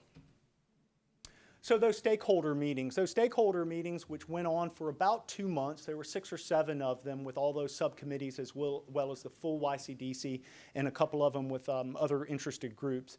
Basically, they broke that out as some of the things that the staff and the consultants brought in, some of the information that was then specific to the CRA plans, as well as basically the feedback that we were getting from those subcommittee members. So those included some infrastructure and open space, mobility issues, land use and urban form, and then some of the specifics of that retail analysis, as well as the healthy community design.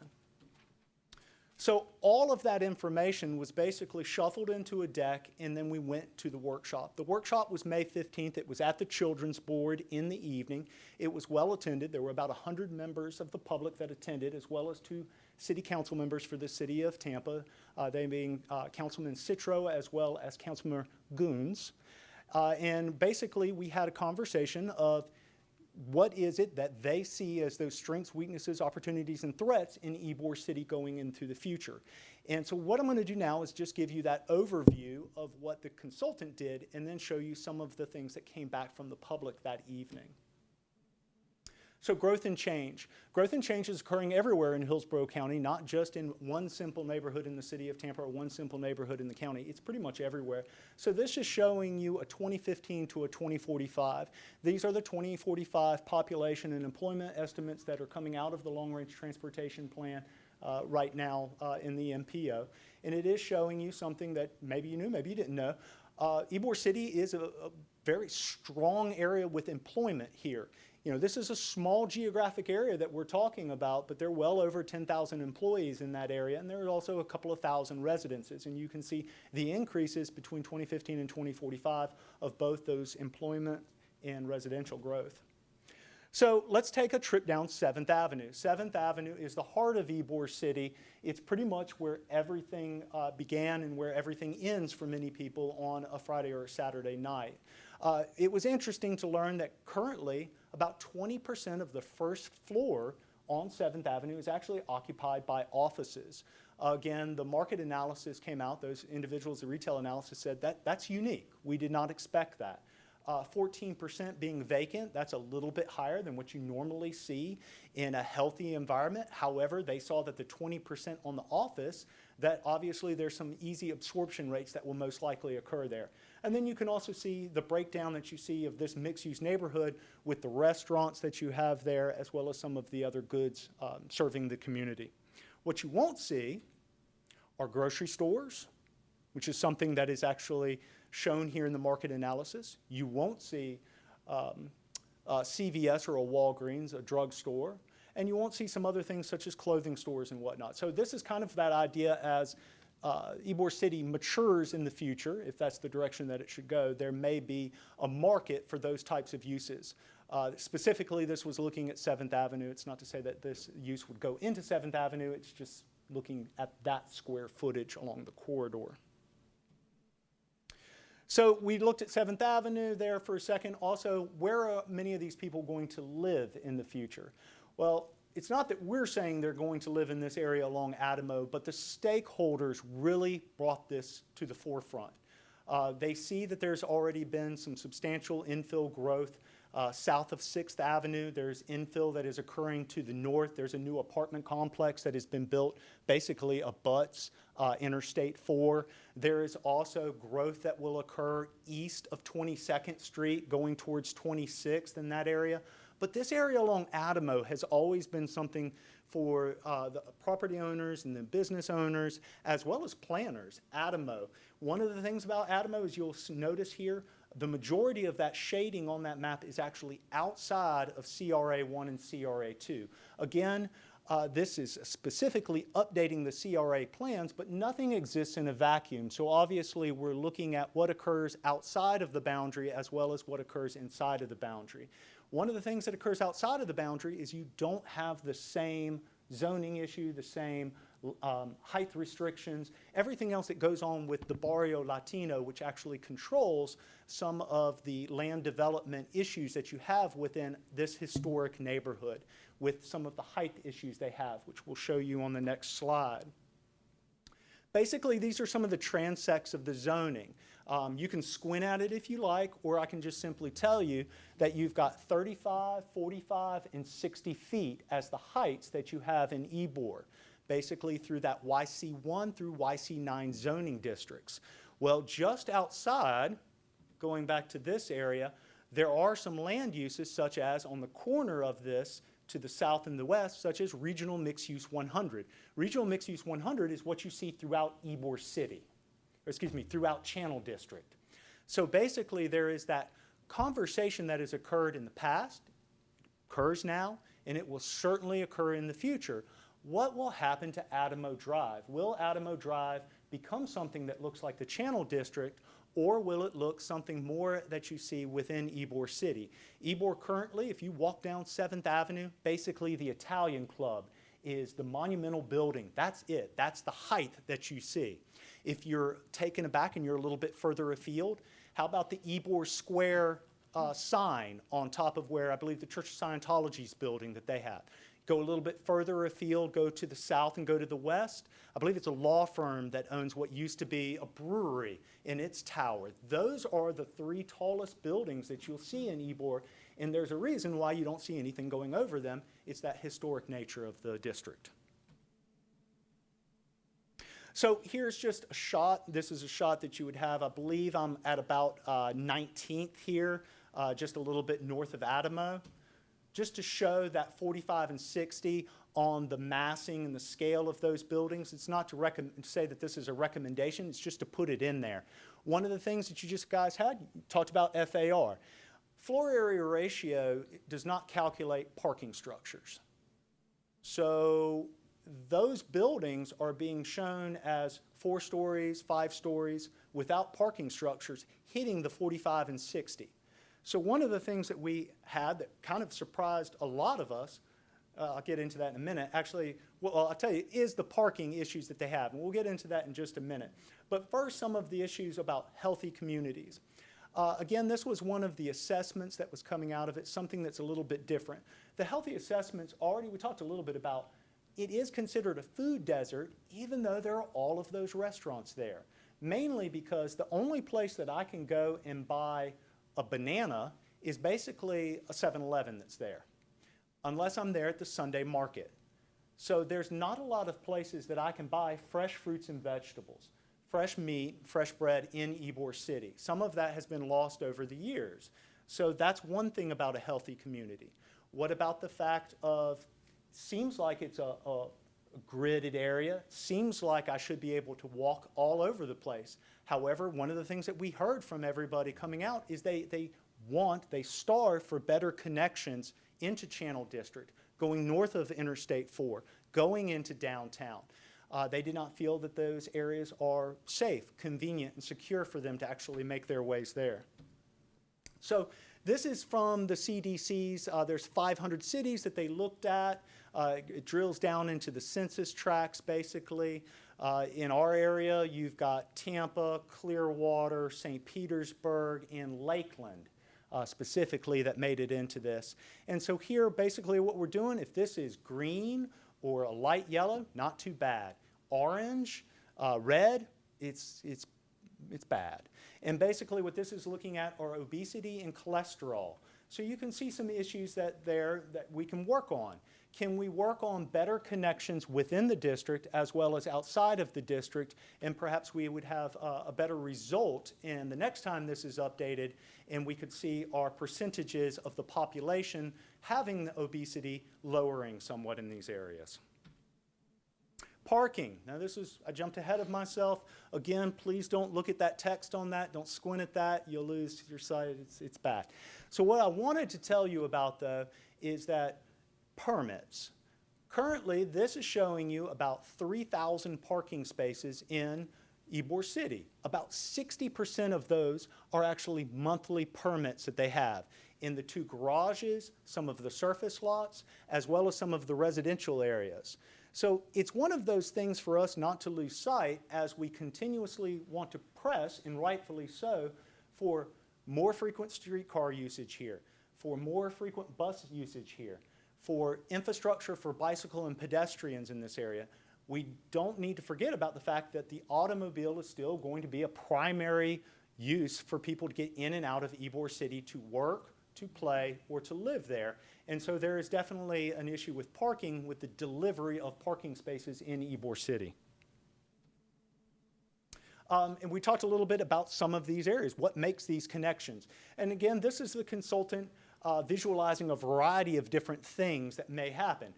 Would we possibly one day have the ferry coming all the way up the channel if the port ends up developing its property right there? What if Virgin Trains doesn't use the Interstate 4 but actually use the CSX right-of-way? We do know that there will eventually be the cycle track going up Nucio. So there's a lot of different opportunities for multimodal transportation in this area, as well as just further afield connections from one neighborhood to another. Infrastructure. This is pretty much the nuts and bolts of any CRA update that you have there.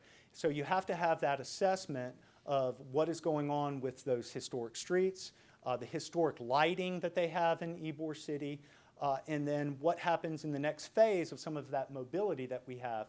The scooters have arrived in Ybor. The scooters are all downtown here. That is one thing that's new. How will they actually play in Ybor? You're not supposed to have them on 7th Avenue. So, you know, there's all that needs to be a thought within Ybor City about how things such as that play out in the future for the infrastructure.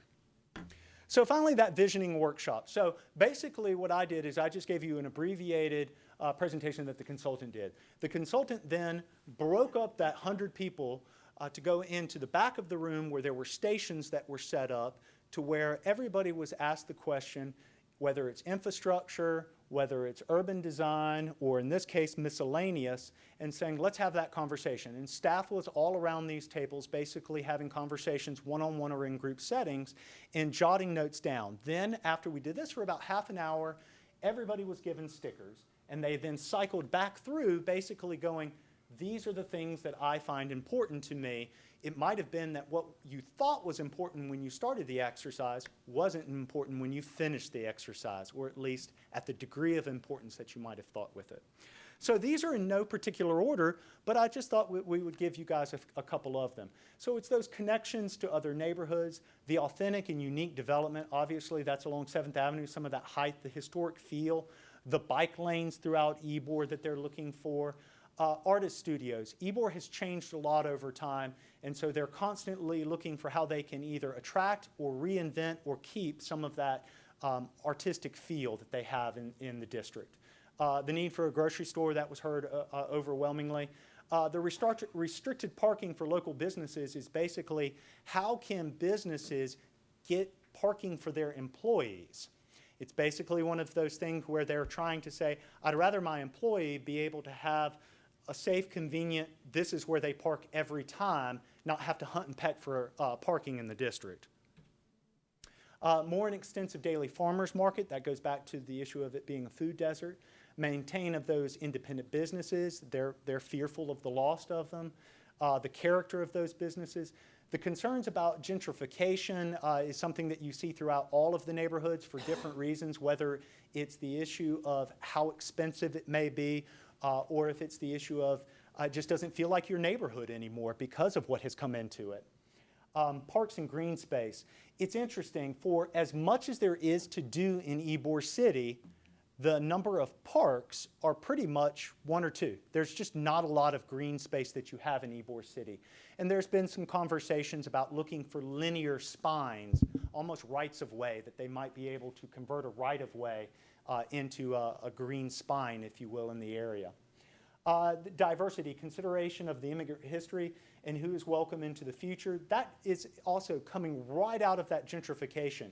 It's basically to say that some of the old-time residents are worried about what's going to happen. How is Ybor going to react when things are exploding in the Channel District, exploding in Sparkman Wharf in Water Street area, exploding into downtown, and some of them have an idea of what they are trying to keep in Ybor, and they're just not sure what's going to happen in the future. And then finally, one thing that we hadn't heard about, and again, this is outside of the district, but the boundaries going north of I-4. So that's not only just how can they make connections going into VM Ybor, but how can they actually benefit mutually from development that will occur north of Interstate 4, as well as the districts south of I-4. So what's next? Finish the stage of engagement. Basically, that was me telling you about this Friday. The survey comes down. Please do, if you have time, go to the website for the survey. We're going to continue refining this data. Well, the consultant's going to refine this data. We're going to react to what it is that they do. Updating the YCDC, that will be on June 25th. Again, all of these meetings are public meetings. Anybody may attend, and they are advertised. And updating the CRA, that is the City of Tampa City Council acting as the CRA on July 11th. And then finally, staff expects to see a draft plan in August. This concludes my presentation. I am available for any questions. Finally, Courtney Orr with the City of Tampa, the manager, she was here earlier, and she does apologize, but she unfortunately had to leave to another engagement. Thank you very much. Thank you. Are there any questions or comments from commissioners? Commissioner Green? Thank you, Madam Chairman. Oops. I didn't do it. Thanks, Jay, for the update. This is good. When was the last Ybor vision done? It was in the 80s? So the last CRA 2, there's two of them. CRA 1 was 2005. CRA 2 was 2010. Okay, so they aren't that. So one of the things that this will hopefully do is merge. It'll keep them separate but equal by making sure that the CRAs, you have to do that for it, but the vision aspect of it and the strategic action plan, they would like that to be one document. Currently, it's two right now. Okay, so will it address that area you showed in your plan view with, that's outside along Adamo, that's outside the historic district? It can provide lip service to it, but it cannot provide TIF funds to it because it is outside of the CRA. So yes, it can make mention to the fact that whatever it is that comes out of that, if there's a recommendation from the consultant, but that's all it can be, is a recommendation, in which case would then drive the city of Tampa to need to do perhaps another planning study or something to that effect. Okay. There was a lot of talk about retail, you mentioned, and I don't know, when I think about Ybor City, that's not a place where I think about retail. Now, entertainment, like your bar chart showed, the entertainment, the bars and restaurants, that's pretty much the driver here. So I'm wondering if there's a strategy, like an entertainment district strategy, let's say, as opposed to a sort of a retail plan of sorts that's going to be incorporated into this. Is that? Specifically, the Landwise was brought on to do a retail assessment because, again, employees, businesses, as well as residents had voiced their concern about certain basic services that were not provided. As you said, entertainment. There are few areas in the city of Tampa that you can find as much entertainment as you can in Ybor City. But again, it's kind of difficult to get your dry cleaning done in Ybor City. And so, again, with the basically 12, 14,000 people that are there every day, either for work or living, they were looking for something more than just a sandwich at lunch or a martini after work. They were looking for something else. So then that suggests that if they are looking at densities or density is going to be a part of this effort, and there are going to be some recommendations coming out of this study for either increasing density or keeping it the same or whatever, blending densities, let's say, it's going to have to address the issue of from a retail point of view, neighborhood serving retail. And more than likely, we're talking about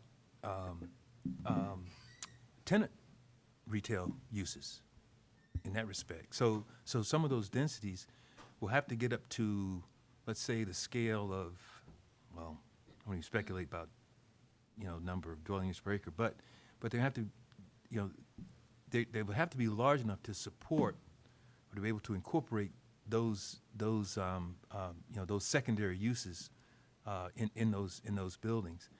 I just don't see anybody building a standalone retail facility in Ybor City. And then that also relates to the parking issue that you brought up. Will there be a parking strategy as part of this as well? Yeah, again, I don't want to speculate on what the recommendations from the consultant might be because we're not into that task yet. But I do like where you're going with the line of questions, and it is certainly something that we as staff do expect to see recommendations for those types of things. But again, I don't have draft recommendations right now that I can provide for you. Okay. Yeah, I was just curious about the direction in terms of where this is going. So. Thank you. Commissioner Powell.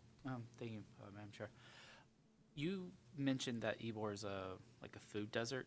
And I was wondering, with Amazon and food delivery now being such a thing, if that type of service, if it's even provided, are there any, Instacart or Amazon if they, are delivering to those areas? And if so, is that still being considered to be a food desert? And has that component been thought of or looked at? Yeah, from my understanding, food deserts still need to actually have a brick and mortar area for you to buy food, because the food desert is primarily looking at the ability of socioeconomic groups to access fresh fruits and vegetables. And most of the time, Instacart and other things like that, it's not a lower socioeconomic background that is utilizing those services. So I like where the question is going, because I think it's part of it, because that is an area that obviously has a lot of the tech advances, if you will. It shows up quickly. I mean, one example of that is there's actually Uber and Lyft signs in Ybor City of where you should go to pick up your Uber and Lyft ride. Again, my neighborhood doesn't have that. I don't know if your neighborhoods have that, but again, that is something that is showing exactly what you're saying, Commissioner, is that the 21st century moves very quickly through Ybor City, not in some of our other areas. But for the technical aspect of a food desert, what you're saying is not brought into account.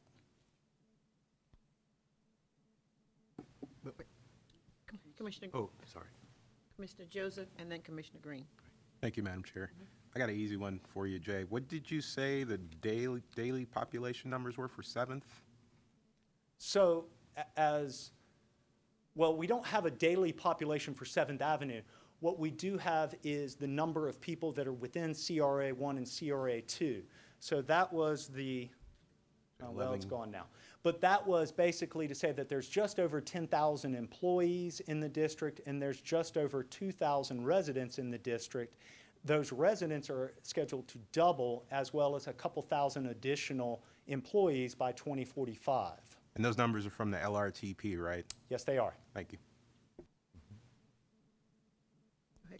Just one last point, Jay. Now, there's a new Publix going in the Channel District. Would Ybor City still be considered a food desert, given the proximity to that? And that's a great question. And I do not know the circle, if you will, how far off you need to have that. But that's one of the things that we get to bring back to the consultant to make sure that as they're crunching their data, they put that in there and we find out exactly what that is. I mean, you keep going further east, going out of Ybor, you don't find any grocery stores there either, but there are still people living and working, east of 26th. Yeah, until you get all the way over to 50th Street. Yeah. So, yeah, good. Thank you. Any other questions, commissioners? Thank you, Mr. Collins. Thank you. You're welcome. Now we'll have a briefing on the Hillsborough County Plan amendments. Not Miss Mills. Yes, A I'm going to be. substitute. Okay. Yeah, thank you very much, Krista Kelly, Planning Commission staff. I'm going to be presenting all three of the briefings today. Or I'm sorry, two of the briefings. There are two future land use map amendments. They're privately initiated. The first is CPA 1817. It's located on East Kirby Street, west of 50th Street in the East Lake Orient Park area. It's 4 acres in size. It's within the urban service area, and it is within the East Lake Orient Park community plan boundary. The area shows the site. It's heavily wooded. There is a residence on site. Kirby Street is located up here. It crosses another parcel to provide access to the site. It has frontage on the river. Just to give you an orientation, Fowler is to the north and Hillsborough Avenue is to the south. You can see the area is fairly developed with single-family homes and apartment complexes. The applicant's requesting a change from residential 6, as you can see the yellow area south of the river. There is quite a bit of residential 6 surrounding the site to the south. There's also residential 20 to the east and residential 35 to the west. The applicant's requesting residential 20 on this site. As you can see, the darker color brown. The impact of this change would be to increase the number of dwelling units by 56 units from 24 homes to 80. The FAR would increase from 0.25 to 0.75, and that would result in an increase of approximately 87,000 square feet of non-residential use if it were to meet locational criteria, which it does not. However, there is the opportunity for a waiver in some cases. This is a briefing, so it was brief, and I'm happy to answer any questions since we're going through all of these at once. Thank you, Ms. Kelly. Are there any questions from commissioners? Okay, thank you. The next plan amendment is CPA 1901. It's located on Kane Road, north of Gun Highway. This is a 3.85 acre site within the urban service area, and it's located in the greater Carrollwood-Northdale community plan boundary. The site's outlined in the pink dotted line. It's north of Gun Highway. It fronts on Kane Road. The site's developed with a church and parishioner's home on site. Let's see. The applicant's requesting a change from residential 4, as is the area surrounding the site, all on the north side of Gun Highway. And they're requesting a change to residential 6. To bring out a nuance of this request, because it looks a little odd, a spot of residential 6 in the sea of residential 4.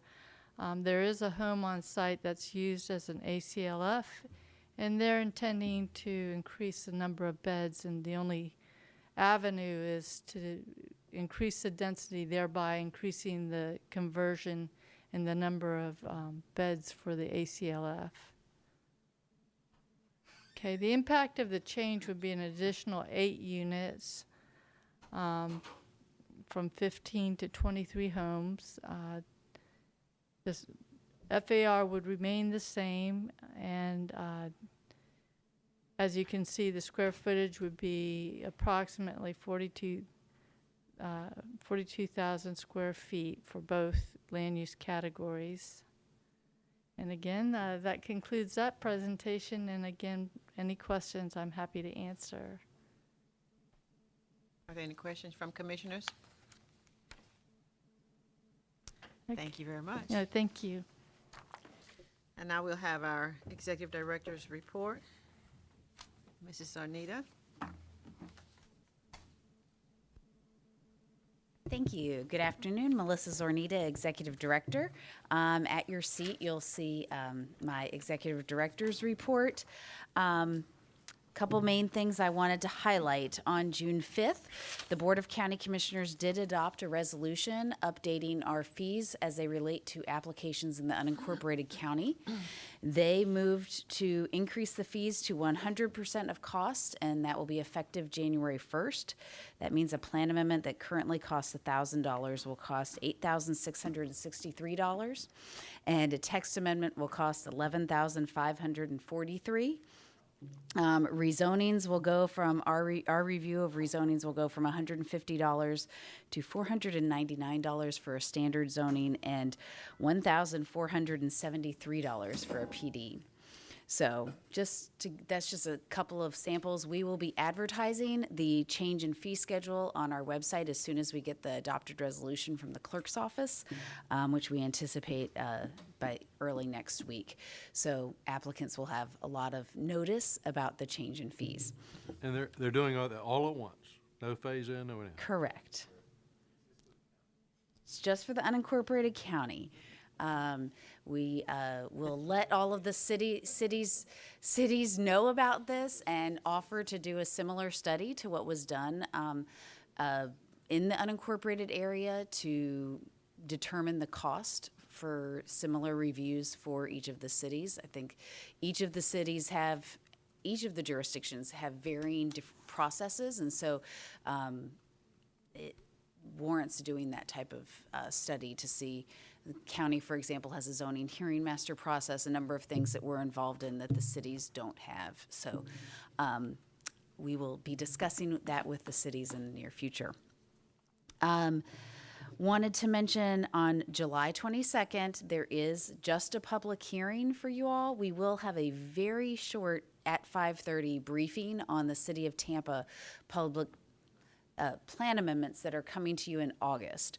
So technically we'll have a regular meeting, but we're going to start it at 5:30 and it'll take about 10 minutes, and then we'll do the public hearing on the county amendments that you just heard.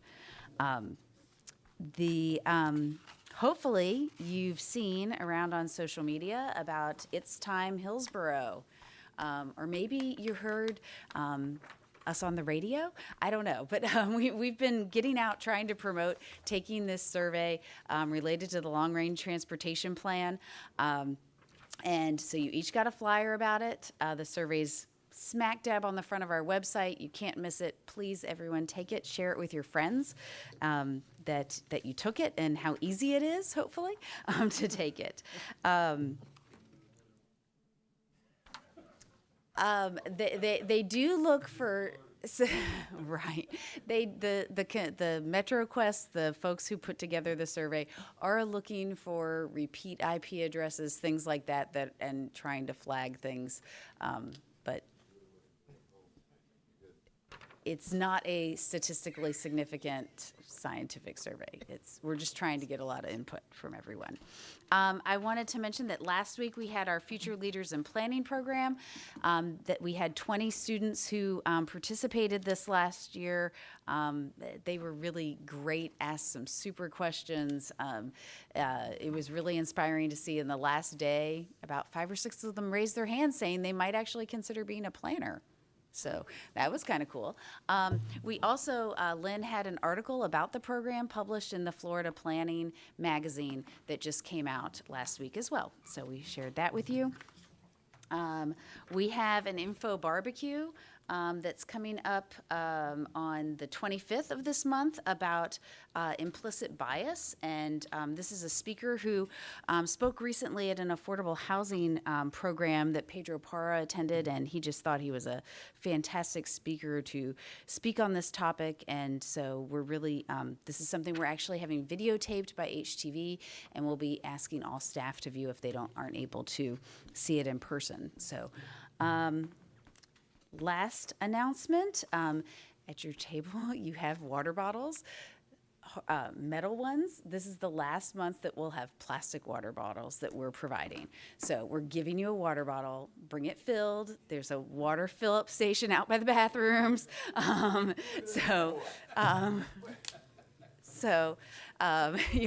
trying to be more sustainable, so use the reusable water bottle that we're giving you. All right. I'd be happy to answer any questions.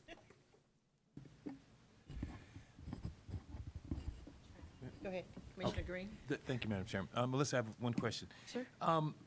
The presentation that David and Jason made, how long were they at this to get that tool to that point? I'm just. Yeah, I think it's close to a year that we've been at it. David had been asking for something like this for a little while, and I feel like it's the last 6 months that we've really gotten going with it, but it's been a little while in coming. Okay. Yeah. Like I've said before, I think that's really great that they were able to develop this. It's going to breathe a fresh, a whole new light on what it is we do here, both in the public sector and in the private sector. When they're able to use this, the general public is able to use this as well. Absolutely. We've had a couple of folks who saw the agenda item and who've gotten a hold of it and and really like it too. So really we're kudos to the excited. staff for Thank that. you. Good. They're a great team to make it all happen. Commissioner Marino? I just want to add thanks to Melissa, and then also Lisa Silva is coming to present at my neighborhood association on the It's Time Tampa Bay in a few weeks. So I'm personally excited because a lot of the folks in our neighborhood have questions about transportation stuff. So it's excited that they're gonna talk to the people who get it done. Excellent. And if you have a group like that who might be interested in getting a presentation, please let us know. Commissioner Diggs? Great job, Melissa. We have a public hearing in 7 minutes, is that right? Yes, Okay, about that. thanks. Maybe a little bit more. Thank you. All right. Do we have any announcements? Committee reports?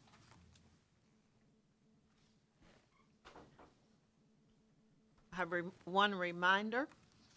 You should have a flyer at your desk about the awards and design, the Designs Awards, excuse me. But there's an early bird special on the inside. It's like a sale. Thursday, August the 1st, 5 o'clock, $125 entry fee. All entries are due by August 26th at 5 o'clock, though. Don't forget to place the date on your calendar so that we'll see you all there. Any other announcements? Meeting is adjourned.